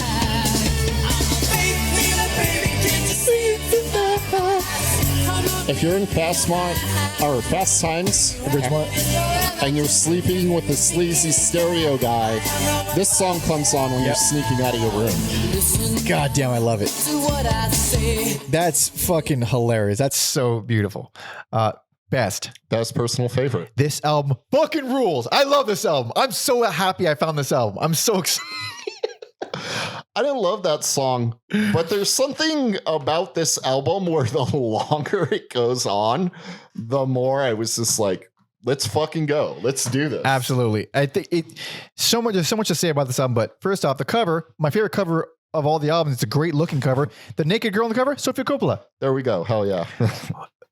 And then that prompted me to be like, why the fuck is Sofia Coppola naked on a Redd Kross album cover? So then I started like reading on her, and she's like heavily associated with like a lot of good music, and it's like bizarre. Does she know all the horrible things Buzz has said about her? Has he gone on record? He's like, she's one of the he's like Lost in Translation's like one of the worst dog shit movies ever made. It's one of the most beloved movies of all time. He fucking hates it. He's like, it's like the most pretentious. I'm like, not verbatim, but yeah. He's like, it's like a pretentious person's idea of a good movie, and it's just the most boring movie ever fucking made. Like, yeah, this is what you fucking think cinema is? Oh, wow. That thing is like beloved. Beloved by so many. What do you think of it? I happen to agree with Buzz on this. I've never seen it. Yeah. I know so many people that it's like one of their favorite movies ever, and I just refuse to watch it. I don't recommend it to anybody. So interesting. I'm so curious. Now I see. I always just never wanted to see it just for the sake of like, I'll just die not having seen it. Now because of that, I want to see it. I want to see what he's angry about. I agree with him. I don't like it.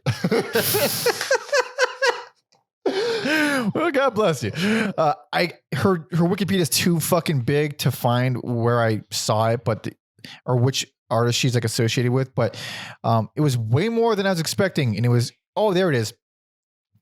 Sonic Youth. Yeah, there it is. Sonic Youth, Black Crowes, Madonna. None of that surprises me. The Sonic Youth one is surprising. Yeah. As well as obviously Redd Kross. That's really surprising. Obviously Redd Kross. You know how like Madonna's body count is really high? I like to think maybe like Steve or someone from the Melvins slipped in. Oh, I believe. At least Steve. At least Steve. He went undercover as a woman, and then during one of her he was a backup dancer for her 1991. No, that would be fucking hysterical. But yeah, back to this album. I love every song, pretty much. Yeah, this one when I first heard it, I was like, oh, this is a fantastic album. I want to hear this again. And then when I went back to it the second time, I was like, I'm going to keep going back to this one. This is going to be on rotation for a while. This is going to hold a place in my library forever. Goddamn, brother. I do love this album a lot. I wasn't expecting to hear a song like Shonen Knife on here because that's actually like a ripper. Hell yeah. I believe a Japanese band named themselves after this song, which I didn't even know until this album because I always knew the band Shonen Knife, didn't know it was a reference. Melvins, Redd Kross with support by Boris and Shonen Knife. Another similarity. There it is. But yeah, that song, fucking amazing drums, a bunch of shredding.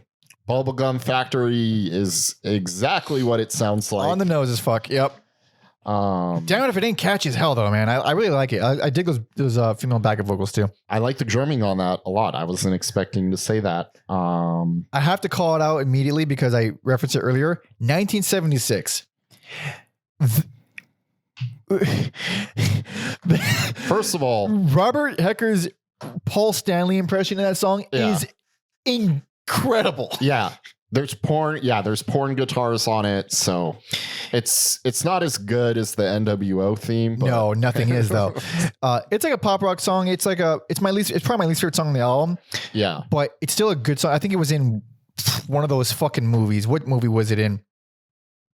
I think it's been in several movies. I don't remember. I'm gonna say John Cusack movie just for fun. Yeah, they've also had. Yeah, that's right. Yeah.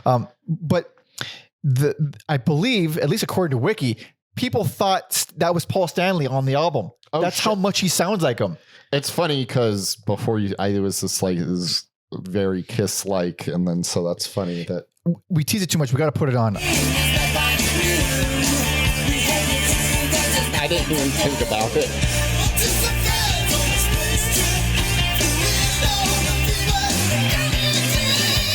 It's incredible. He sounds just like Paul Stanley. The scream. How did he do the scream? Man. Oh, that's great. So good. So a lot of these songs are just absolutely incredible. Fucking Annie's Gone is so undeniably hooky. I don't even give a fuck about how glossy and bubblegummy it is. It's just quality writing. Great song. Love the guitar solo on Where I Am Today. Oh, hell yeah. Fucking amazing stuff there. That song, it's the longest song here. It's like 5 minutes. It has it's got a lot of new waviness to it, but really cool driving snare. There's this moment like around halfway where it gets fucking wild with all these crazy guitars and drums. Mm-hmm. Really well done. Zira, Call Out My Name. I can't relay how much I love that song. More soul vocals, more organs. Fucking obvious Kiss influence. I mean, full on blatant. Oh, they were listening to Kiss when they wrote this opening riff. Yeah. But goddamn, do I love this song. That the chorus gets me every fucking time. It pumps me up. It makes me happy. Yes. Love that song. The way you describe that is kind of how I feel about Elephant Flares. Ooh. Fucking rules. The horns with the guitar playing on there just fucking... That could be an opener, and they fucking closed with it. So great choice. That's just how wild this album is. Yeah, it's so fucking... It's the most fun. It's one of the least offensive albums I've heard in a really long time where, yeah, maybe this type of thing isn't your favorite music ever, but if you get mad at it, you're being a fucking bummer. There's like, it's just so nice and fun. Well, best case scenario, I didn't give it a bad accolade. Yeah, exactly. I gave it the best I accolades. was hoping this would be your best. I was like, there's a chance it could be something else, but how can you deny this album? It's so fucking great. You're gonna cry blasphemy, but to me it feels like their version of Time by ELF. I don't think so because people didn't. Fans didn't like Time. Sure, but this in the sense of like how out of left field it yeah, It is out of left field. It is definitely not Neurotica. yeah, so- It is way more power pop than ever before. There's not. They don't do another album like this ever again. So. Pretty much, yeah. There's stuff that's similar in like spirit and the way it's written, but never quite like this. This is this one just this is a fucking delight, a delight of an album. I don't know if there's anything I'm missing that I want to point out lastly, but not really. I mean, it's all great. It's all fucking great. Every song, Debbie and Kim, Love Is Not Love. Love Is Not Love is fucking great. It's Love is not love and come is not come, Larry. I just got it. I fucking goddamn it, Leon, aka JB Smooth. Yeah, you've heard these songs before, but you haven't heard these songs before. Like you've heard what this is arranged like this. Yeah. Like the songs are truly unique, well written, unheard of before songs, played in a way that's very warm and familiar and fun. Yeah. Goddamn, I love it. But both of our best, Alex's personal favorite as well as his best. It was Spirit of 76. That's right. Around this time period, they were in Spirit of 76 with fucking Devo and Leif Garrett. Fucking and David Cassidy. I feel like Leif Garrett has like a weird like grunge. He was like in something else. Well, he sang on the Teen Spirit cover on the Maggot. That's what I was looking for. One of the worst covers of all time and one of the worst vocal performances I've ever heard. Or one of the best. Truly one of the best worst. Because he's not singing it wrong. It just sucks. I'm glad they somehow remained loose friends. It seems like. Yeah, something like that. At least like chummy. This album was also produced by Michael Vale Blum. Apparently, he worked on Like a Prayer before this from Madonna. There we go. There's the connection. There we go. There's always a connection to Madonna. It's so weird. Always. Wild. So this is from our boy Tom. Well, first of all, this album is on Atlantic. There was a lot of not push, but there was a lot of production. There's a lot of management credits on it. There's a lot of people involved. I think they were expecting it to do well, and I'm going to go ahead and tell you it did not. Oh, really? You mean this like weird throwback / hybrid of power pop garage bubblegum? Yeah. They didn't like it too much, and it didn't do that well. But what else is new? But according to our boy Tom, he said, to my great shame, I never really listened to Redd Kross before researching this episode, but listening to this album, I can hear a huge influence on the Manic Street Preachers, who we had a request to do them at one point. No doubt Redd Kross really inspired many bands over the years, and now I understand why Steve McDonald always seems so casual about being in the Melvins. This guy's a proper living legend. I agree. It's like it's one of those. It's a band that you don't consider had as big of an effect as they did. They really did. Even like with the documentary is not even out yet, but on like all the notes, on the website, like about it and who they're interviewing and who's on it, like this band influenced way more people than you would ever imagine. Like for sure, people not even in music. That is kind of our bread and butter. Yeah, the bands that the unsung heroes for like your favorite band's favorite band. Yeah, or your favorite TV show's executive producer's favorite band. Your favorite Lost in Translation director's favorite band. Man. She was great in The Godfather as the infant. She fucking nailed it, dude. Anyway. She might have some good movies. I've only seen the one, though. Yeah, she's done a bunch. I've not jumped on that well, but now they're on, what is it, Mercury or This Way Up? I don't know exactly. This Way It might have been a reissue, but I'm not entirely sure. But this came up a few years later. This is 1993's Phaseshifter.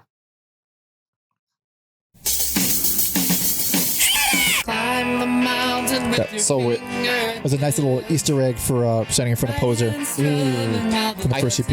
I thought, you know how Apple Music just kind of skips the tracks sometimes? It does sound like it did that, yeah.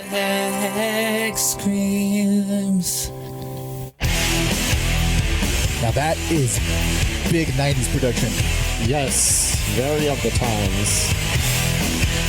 This is like, I think their final big shift in sound. Like this sounds nothing like anything they've ever done. This is, yeah, very like Dino Jr. like. Oh, okay, yeah. I mean, it's the right time period. I actually do like the song a lot. It's not bad. I like it more every time I hear it. I forget how much I like it.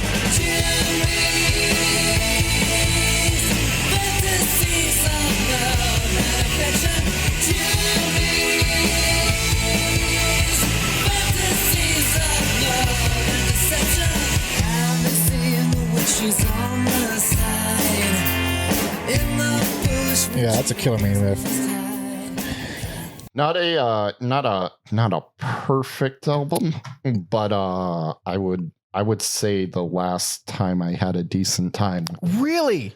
This was my first not decent time. This is one of my less favorite. This is like my second least favorite album. I think at first, but and towards the middle end there is some like it's just like the same song. There's a lot of sameness for sure. Yeah, I don't know. There's just some like cool shit. There definitely is. Monolith is just like a fuzzy ballad, and I don't think I've ever used those two words together before. So Really nice. Yeah. There's really nice moments in that one that save it for me. This album, I think, is where the Beatles stuff gets a little intense. And I say that almost entirely because of Jeff's vocals. He now just sounds like John Lennon, and maybe not so much on the opening track, but almost every other, because that opening track is an outlier. That's like one of the more 90s sounding songs. Everything else kind of leans back into this power poppy 90s rock kind of thing, which is a weird way to put it. But this album is also one of the most obviously derivative albums of other bands. really, And I feel that because I have two major citations okay. on I'll start with the more egregious of the two. Huge Wonder is just the outro to War Pigs, note for note. Put it on. Remember the outro to War Pigs? Not like, probably obviously not the way you do. Well, Let me just say, before I put this on, it made me think of a different band, and obviously Redd Kross did it first. Huge Wonder is actually like a standout track to me because it sounds like Trail of Dead before Trail of Dead. Really? Like Interesting. that riff, that's like a Trail of Dead riff to me. So, all right, here we go.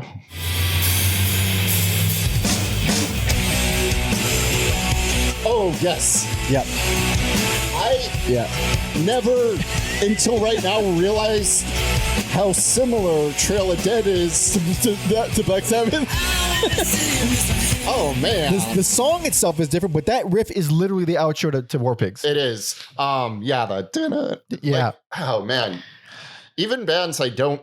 That's just how much I love Black Sabbath, I guess. Yeah. Even bands that don't sound like Sabbath sound like Sabbath. The other two citations. The other one where I feel is a little bit on the nose. Saragon sounds like if the Beatles wrote "Been a Sun" by Nirvana. Yeah, that's Same exact riff as "Been a Sun." I don't like that song. Nor do I. Yeah. What I like Crazy World. It's a little nastier. Really? A little nastier. It's not bad. It's not bad. I felt at that point I was getting like, oh no, I think they're falling into a routine on this album. That's the first sign of it that I got. Only a Girl. I've very like mixed feelings about because I like it, and then they start singing and I don't like it. Yeah. But then there's like weird things, like a quick like twangy guitar section, and overall thumbs up. And that win?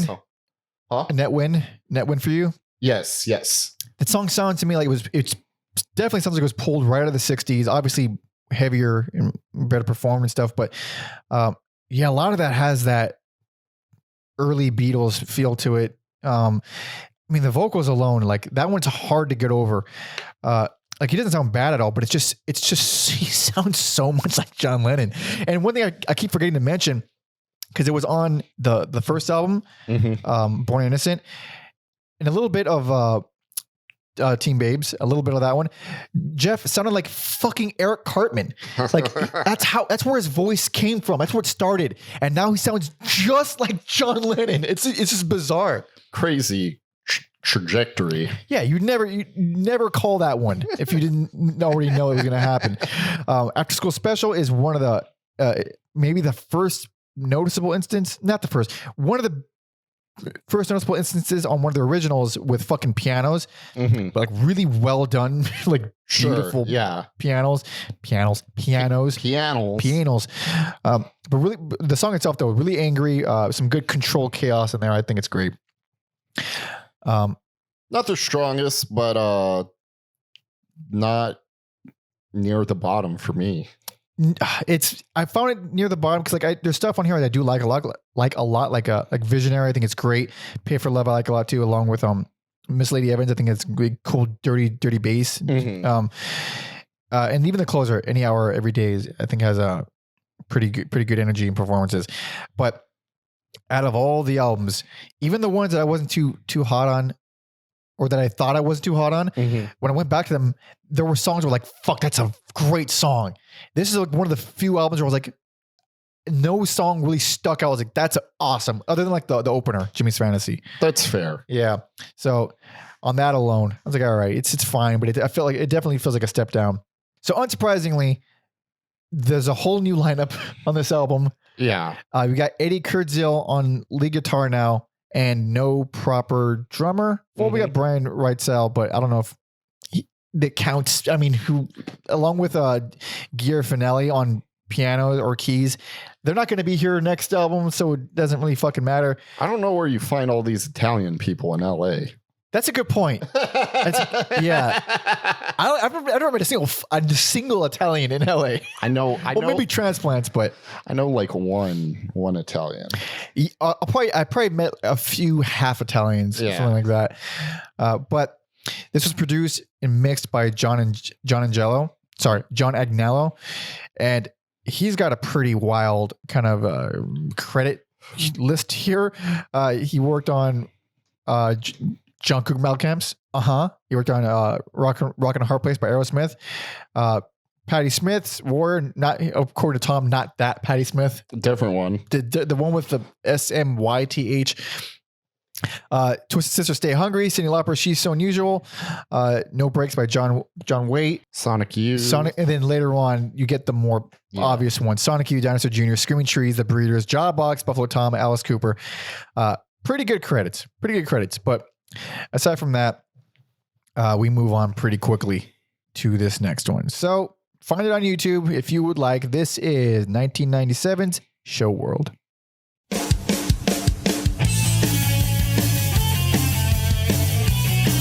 This is a cover by The Quick. There we go. Which explains the insane power poppiness of it. Yeah. I love these melodies. It's so sparksy. Yeah. I'm assuming that's just what The Quick is like.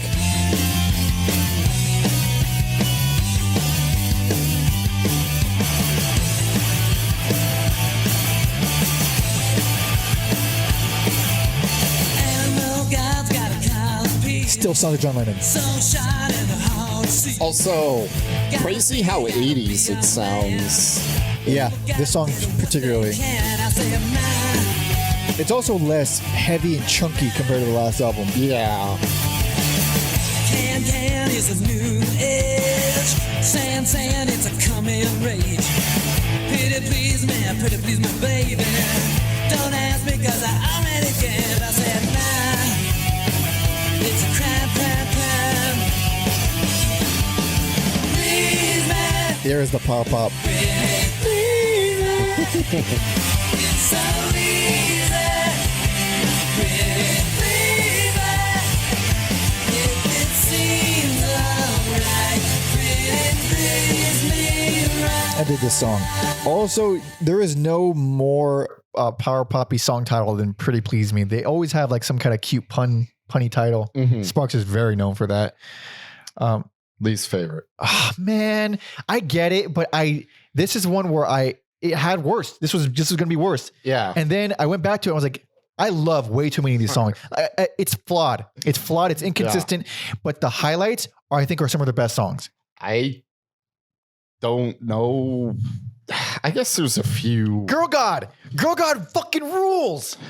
Absolutely rules. What's wrong with that? It's a dark and emotional ballad. It's rare in their discography.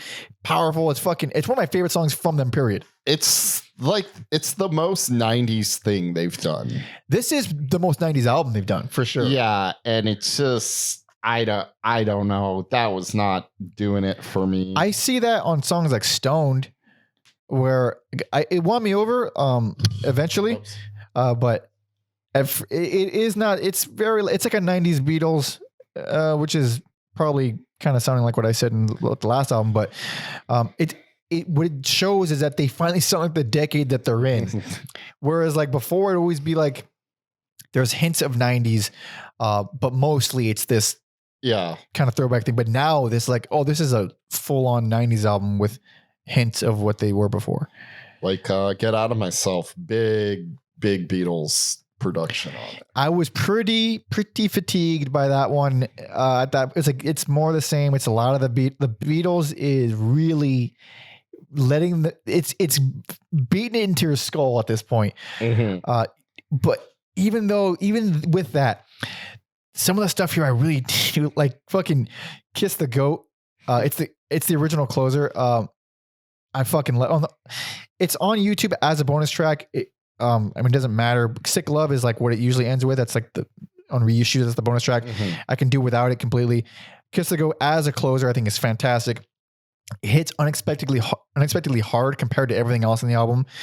It's very 90s, very, very 90s, but I still think it's very good. I was turned off to Ugly Town at first, but that chorus won me over quick. I love it. I think it's great. I mean, the verses are a little drab, but that chorus is enough to make me a full fan of it. Oh man. Highlights for me, Teen Competition. Yes. Hell yes. That rules. And then didn't love it at first, but it won me over. Secret Life is Yep.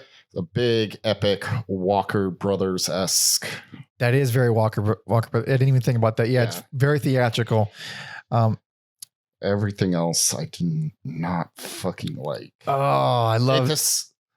I don't know. I can say like previous albums have like an energy to them where even if I don't love them, I can recognize that it factor that they have for some people. And this album, I'm just like, it doesn't feel like it's there for me, but wow. What do I know? Well, it's not perfect. And a lot of it does depend on your mood and how many times you come back to it. Like Mess Around is, when I first heard it, I was like, this isn't bad, but following Girl God, it is unfortunate sequencing. It's like, I don't like it because of the way it's put in the album. And then on second listen, I was like, nope, it completely won me over. Like completely. Like it's an emotional power pop ballad. It's very nice. But not as good as Secret Life. I guess I'd probably agree with that. Follow the Leader has CCR written all over it. Sorry. Oh, that fall. See, dude, we could also go fucking Eric B. Eric B. That's right. That's right. Leader. All the leaders. Rakim, Jonathan Davis, Fieldy. Oh, Head, Monkey. Dave Silva. Yep. Oh, underrated drummer. It's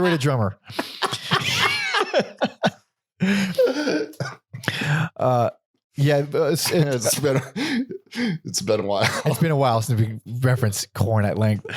God damn, they just keep coming up.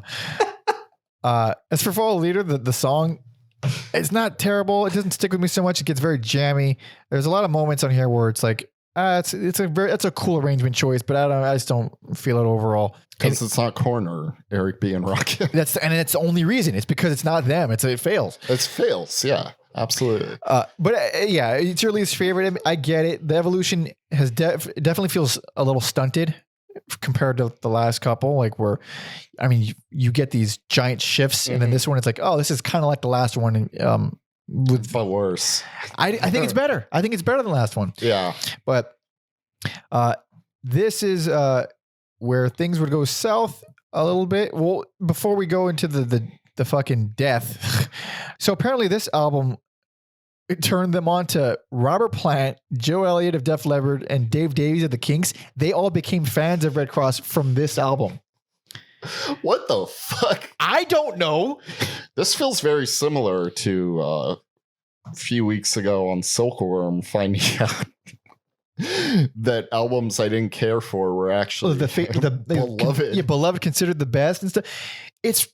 You fucking never know. Never know. That's why it's beautifully subjective. If you make a call on anything, you have no idea what you're talking about. It's just how you feel, and good for you and good for us. That's what we do. It's part of why we do this. Yes. Yeah, and it's always fun to hear. I mean, Robert Plant is a fan of Redd Kross. What the fuck?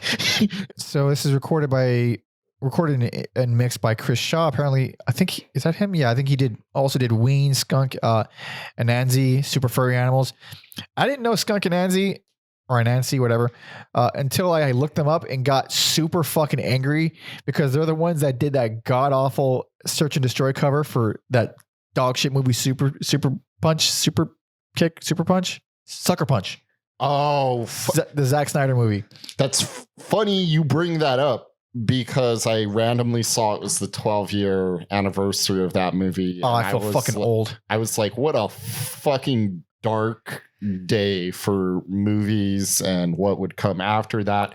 And yeah, fuck Zack Snyder. Yeah, that was one of the worst movies I've ever seen in the theater. Hands down. Yeah. I can't imagine watching that movie and being like, this guy, we're going to give him the keys to the kingdom for DC. This is the guy.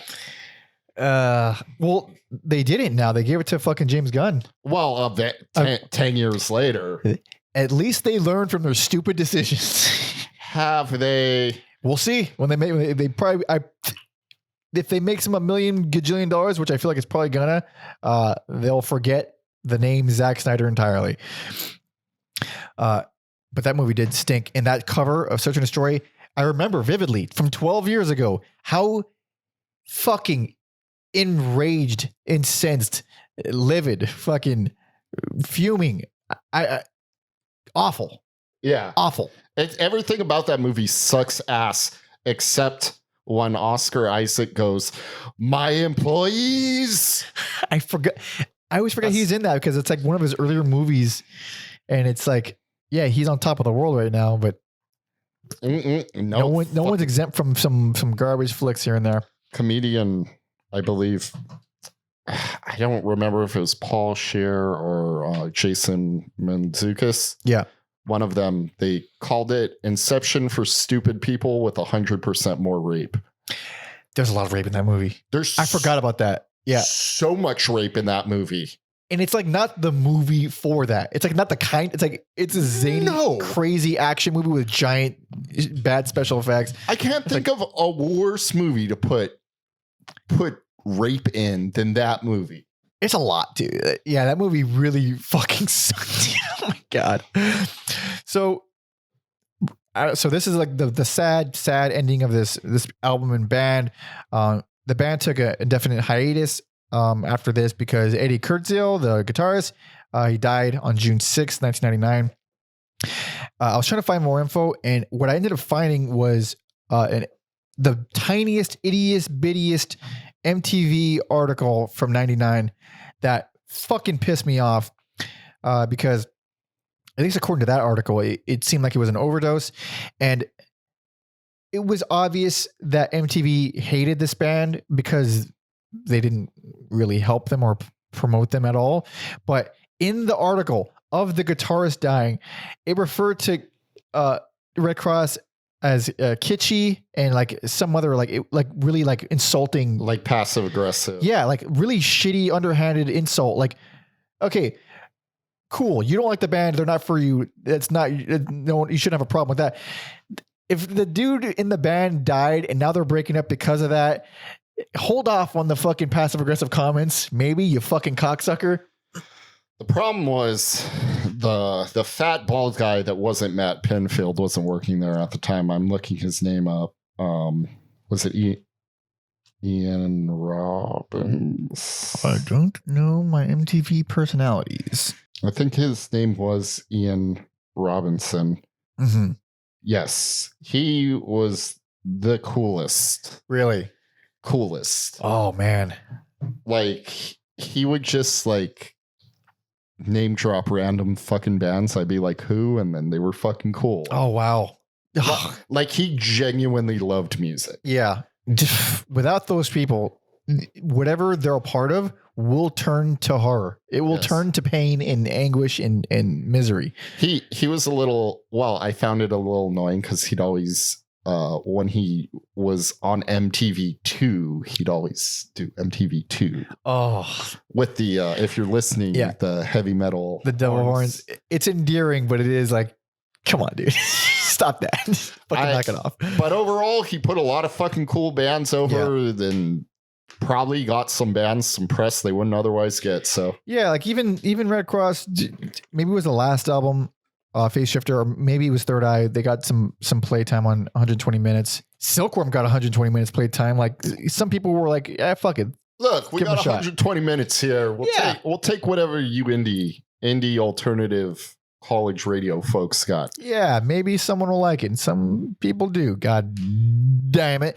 But because of the death, they just like, all right, we're going to fucking chill and not do this for a while, which is also interesting because they run through guitarists pretty frequently. Yeah. And this one impacted them enough to not make music anymore.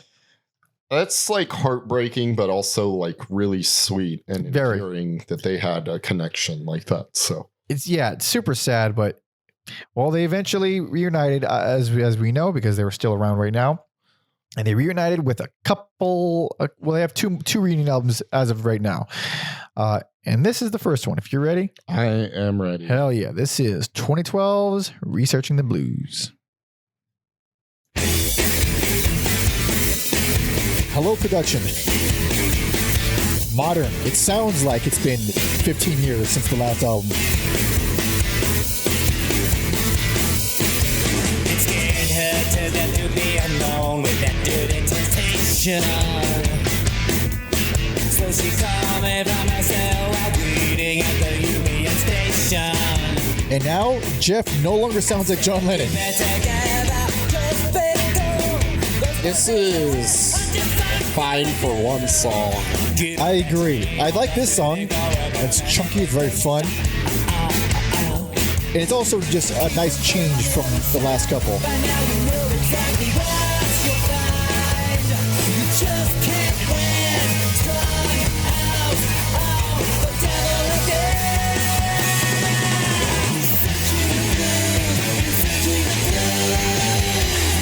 Very Nirvana sounding. Also, probably gonna catch some flack for this. Reminds me of the Vines. I have not listened to the Vines. I'm sure I've heard them and didn't like them. Worst. Worst, least favorite. I can't believe we agreed as much as we did on this episode. I really can't believe it. This has got to be like one of the worst comeback albums. I don't think it's one of the worst. I think it's their worst album, but I don't think it's one of the worst comeback albums. I really, really don't like this. So this is the Neurotica lineup. Like, member for member, Steven McDonald, Roy McDonald on drums, no relation, and Robert Hecker's back on guitar. Yeah, be a lot cooler if it was Michael McDonald. That'd be, or the worst thing ever, but probably the best thing ever. I want to keep forgetting about this album. Ayo. So the songs I like on here, they're only because they aren't blatantly awful. I only like one song. Well, I guess two songs. Which? The title track, right? Opener, and then Hazel Eyes. Hazel Eyes. You know what? Towards the end. That, I think, is the best song on the album. There we go. Yeah, Hazel Eyes is fantastic. It is the acoustic. It's only a song with like prominent acoustic guitars on it, and they seem to get more fleshed out as the song goes on. It gets stronger and stronger as it goes on. That's the original closer, which I believe should have been the closer. But bonus tracks and reissues, they added Pop Show with Jeff's lovely daughter Astrid on vocals, and boy, do I fucking loathe it. I think it's easily my least favorite Redd Kross song across the board. Yeah, I didn't know that was his daughter. I'm just gonna say I don't like it and be nice then. Well, she's like a singer. She has her own band. Yeah. She's like she was like maybe like 15 or something at this time, but she sounds like, you know, like a Paramore style, you know, teen angsty girl. Very poppy, and not in the cool way that I like poppy. Oh, fuck. I'd actually go this over that Poppy. I fucking can't stand that Poppy. No, poppy's better. Yeah. But There's like cool song titles, but then you listen to them and you're like, ugh. there's stuff I still enjoy here that I can't really defend, like Winter Blues. It's just makes me feel nice. I really dislike things like Meet Frankenstein. This is the one where like the 60s, 70s Oh, that one is worship was just too goddamn much for me. that one is a bit much, and it's also extremely brief. You'd think it would come and go and be inoffensive. It's no, it's fine. all but their albums are short, but this one this one is very short as well. took a like Shang-Chi. Or wait, no, that's a super. This is the bad guy in Mortal Kombat. Oh, Shang Tsung. Shang-Shung. Okay, you reverse the consonants and those are Shang Tsung. I'm sticking with that one. That's what we're gonna call it. Whatever. It took my soul. Took your really. The fact that I had to like decide that, like, oh wait, I think this one actually is the worst. It wasn't like a cut and dry, I was in agony kind of thing. I knew immediately, unless the one after this was somehow worse. So it hit you pretty quickly. Yeah, I knew. Interesting. There's stuff here that like I like how they did it, and not necessarily the song itself. Like "Stay Away from Downtown," the rhythm of it and the drums are not what you'd expect from a song that sounds like that. It's very unusual. But aside from that, I don't think it's that spectacular. I think it's fine though. Apparently, "Uglier" was written by both McDonald's and their wives together. But there's like a beautiful, loving family moment thing. And we're just like, I don't like the song so much. I mean, it's cool. I'm okay with it, but I'm just when you're coming off of a bunch of stuff that you liked a lot, this one did let me down a little bit. I just don't think it's, as someone who didn't like love it the way you did. I don't know. Doesn't feel as strong, or the thrill is gone. It's also one of the samiest albums that they have. There's extremely little, Oh, that's another good word for it. It's extremely little diversity. And it does hurt it. And there's a couple, there's some moments where I'm like, oh, that's a standout thing there. I like a verse to the New Temptations. I'm like, oh, that's a good fucking moment. I like that. But it has the least amount of standouts. Like none of the songs here I think are their best songs ever, or one of the best songs. But if you're a fan of the band, I think it's fine. I'm a fan of the band. It's fine. I don't hate it. I mean, I'm not going to go back to it probably for a long time, or if ever, but it's fine. It's fine. There's, especially like with Hazel Eyes, like I'll take Hazel Eyes. It's a good song. Rad. But at this point I was like, all right, I like what they do. I like how they are, but I'm not like super jazzed about you know, this new direction or anything. Me neither. Did not have a good time with this. For some reason, I thought Mario from Rocket from the Crypt was in this line. I don't know why I thought that. He's fucking not. You just thought it? You just happened to think it? And I just want to share that with the world. There it is. He's not, but I thought he was for some reason. I'm just confusing Off and Redd Kross. It's the same band. They're different bands. It is Steve though.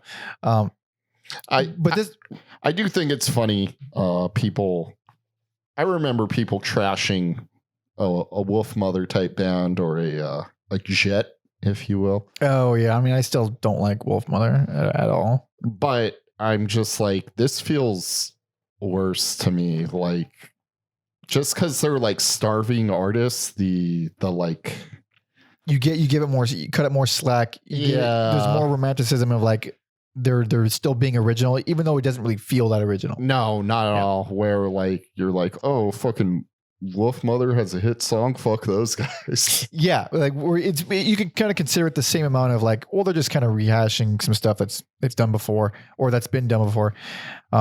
But having said that, this was produced and mixed by Steve, and it sounds fucking great. It's like the best sounding album they have. I was so checked out and like I liked the way other albums sounded. They did sound good for what they were. Like you kind of want that more, I don't know, that less crisp production for, because it's just it reminds you of the 70s. Like that stuff, it doesn't sound as perfect and pristine as something that was recorded this year, but it sounds good for what it is in that era. It's all part of one thing, it feels like. Yeah. But according to Steve about this album, he says, when we did Researching the Blues, we started it about a year after we had reunited, knocked out the basic tracks, then but spent the next 5 years trying to finish it. A lot of that was just practical matters, and the other part of that was we were doing that without any support. We didn't have a record label. We were just making a record, hoping that someone would give a fuck. Eventually, they would. Yeah. And I feel kind of bad, but whatever. It caught on, and they're doing well now. And that's what we're glad, but we're not done. This is both of our worst, my least favorite as well. But we got one more, and this came out. Huh? Let's fucking go. Let's go, baby. This is 2019's Beyond the Door. Way louder than Yep. This is also a Henry Mancini cover, which is awesome. Yeah. I like me some Mancini. And nothing like the last album. No. This is fucking awesome.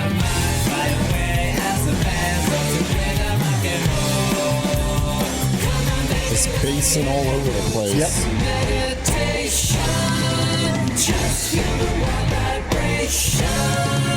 So it does feel 60s, but not in like not in a, I don't know, a dreary retreading old territory kind of way. Yes.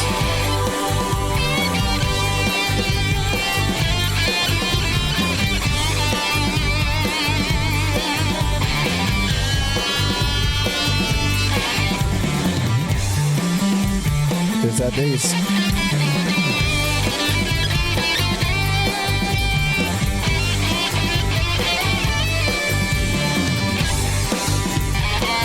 So this jams on for a while. And here we got Dale Crover on drums, our boy. Mm-hmm. And then new guitarist Jason Shapiro, who was, I forgot where he was in. But he's in something. Sorry. I love this album. I guess I don't count. I don't love it, but it is light years better than. I feel like this is the best album since Third Eye. I really like this album. That sounds like a fair assessment. Also, I'm realizing Redd Kross is friends with people who don't like each other, or have, like, you have like the Sophia Coppola, Buzz Osborne thing. And now I see, by proxy, I'm assuming they've hung out with Mike Patton. Oh, yeah, of course. And now we have a member of the Red Hot Chili Peppers here. Yeah, Josh Klinghoffer. He plays the guitar on When Do I Get to Sing My Way, which is a Sparks cover. I do not like it. You don't like it? No. Oh, fuck. I do. Oh, God damn it. I like that's the Sparks version. Yeah. But it's just, man. I like it. I think it's great. I do not care for it. At times it sounds a little pop punky to me. Well, there's still plenty of poppiness here. This was close to being a personal favorite. The only reason why it didn't is because 2 tracks, and that's What's a Boy to Do and Joan Hoople. I don't love either. They're fine, but I don't love them. But they did hurt the pacing for me. Thankfully, they're at the tail end of the album, so it's not so bad. And it's a very short album. Yes. I like fighting. Fighting fucking rules. Feels like a while since they've done some punk shit, so that's okay. It's like it's punky with some like party rock Kiss moments. Yes. It's great. The title track. Fuck yeah. That's the most Dale drum intro ever. I was like, is he on this cell? And then I heard that. I'm like, yes, that's He it. is absolutely. It's almost on the doo-wop side, which we've never heard from them really. Ice Cream. I like that more than the other like 60s, 70s worship. It's great. On. Very 60s Kinks, bubblegum style. Really interesting chorus to it. Guitar playing on Fantastico. Roberto. Oh, so good. dude, it's probably the heaviest song here. It's got For sure. real power behind it for some reason, and it's fucking pretty. We got Buzz doing lead guitar on the Party Underground, which is nice. I really like that song a lot. Basically the whole album. It's like all of a sudden the writing is kicked up a notch. It is different, yeah. Yeah, the different types of songs, they're way, way better songs. It's really fucking well written. What is it?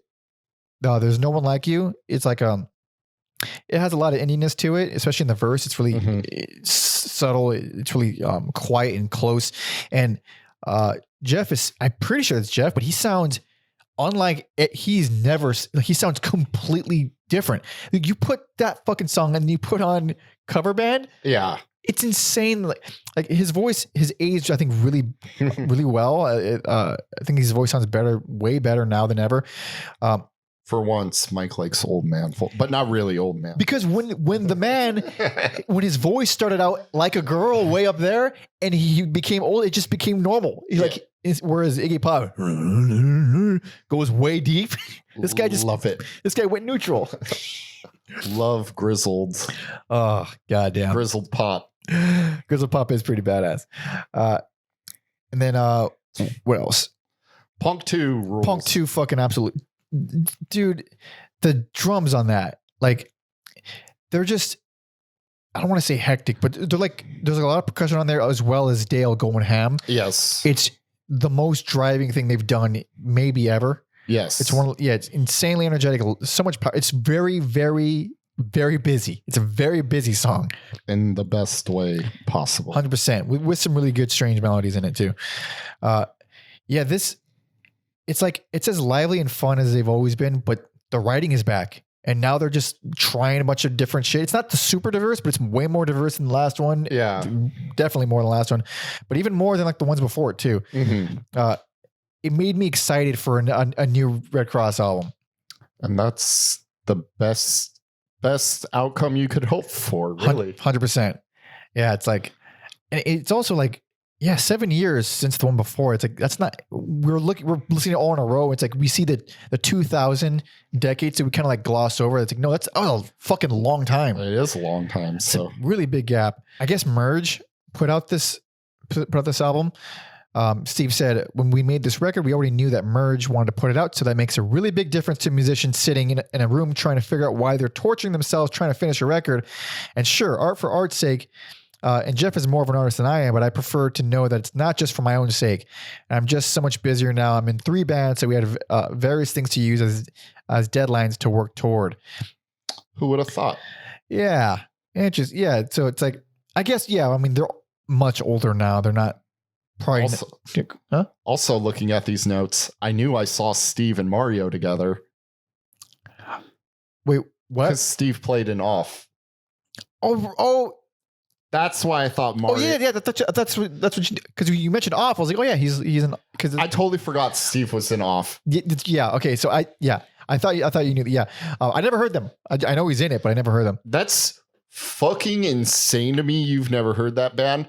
Also, I didn't know they put out an album last year. It may have cracked my. Really? It may have cracked my list. So it's Keith Morris, right? Yeah. Oh fuck! I keep forgetting to listen to that band. They're like, they're okay. They're good, like for what they are. But their most recent album, really, it rules. Yeah. Holy shit! According to this bio, apparently it says while chart topping successes in America, while chart topping success in America eluded them, they have toured the world to massive acclaim, treated like rock gods in the UK, Spain, and Japan. That's so fun. That's the way it is. Charles Bradley. Yep. Why is it so hard in America. Oh God, the pain, the anguish. Check out that episode. No one listens to that episode. Listen to that episode. It's insane. It's fucking, if you like 60s, 70s shit, fucking Charles Bradley, dude. Steve is also Steve has played with Beck, Hole, Sparks, Tenacious D, and of course Melvins and Off. The man gets around in the best places. fuck around, I fuck around, I fuck around. Yep. God damn, what a great cover. Yeah. It's fun. And I like them. Whatever, man. I said my piece. They're not for everyone. They're absolutely not for everyone. You like them. You don't got to defend. I will defend them to the death. Uh-huh. I'll defend these sweet, sweet boys. But yeah, thank you so much for listening and watching and hanging out. Thank you, Jared, for suggesting this. I hope you liked what happened here in this room right now. It's talking about how sexy the guys. If they weren't so damn sexy, I wouldn't have to. Damn you, sexy teen. God damn. Teen babes from Monsanto. But thank you so much for supporting and hanging out with us for as long as you have been. Everyone else, if you want to subscribe and talk some shit to us in the comments, go ahead and do that. Leave your picture best and worst if you want to play along. You can also do that. Yeah, you could, I guess we just do the following stuff. You can follow me on all social media, Pander Monkey, and Alex on Instagram at Every Album Alex. Hell yes. Don't forget our beloved history man, Tom Osman, who has done so much work for us. Tom, what? Recap. Oh, fuck. You're right. I knew I was forgetting what. Recap. Go ahead. So I bought that up and I was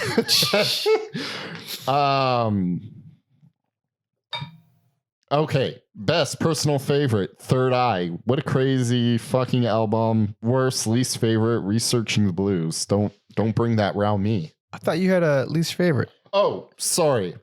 Researching the Blues was the worst. Show World was my least. There we go. Sorry. There we go. It's been a long episode. It's been a long episode. It always is at this point now. For me, Redd Kross, self-titled EP, personal favorite. That is, I'm not going to detach myself from that record ever. I loved it then. As a kid, I love it now. Very on brand for Mike. Of course, it's my roots, baby. It's my roots. It still holds up too. It's very, very, very hooky, especially for a bunch of fucking children in the band. And then Third Eye, best. I am so glad to have finally heard this. I'm glad I love it. I didn't know if I was going to love a single album from this band. I figured I'd like it, but love a couple, but love that one the most. Absolutely need to check that out if you're at all into this fucking zaniness. And then worst, least favorite, Researching the Blues. It is the least interesting, and I was worried that it was going to be like, oh, well, they just lost the mojo. It's not really a thing, but they turned it around, so I'm not too worried. It's just a blip for me in their career. Even when they lose their mojo, they have to go to the 60s and 70s. It's what they like. It's what they know. I can't knock them for that so much. But I get back to where I was before I forgot to do the recap. Tom Osman, TomOsmanSounds.com, where you find all his writing about music and his interviews and all that, as well as his most recent album, Industrial State of Mind, which he did with Existent Non-Existent. You can find links to all of that in the description. And well, I think the only important thing left is a Patreon.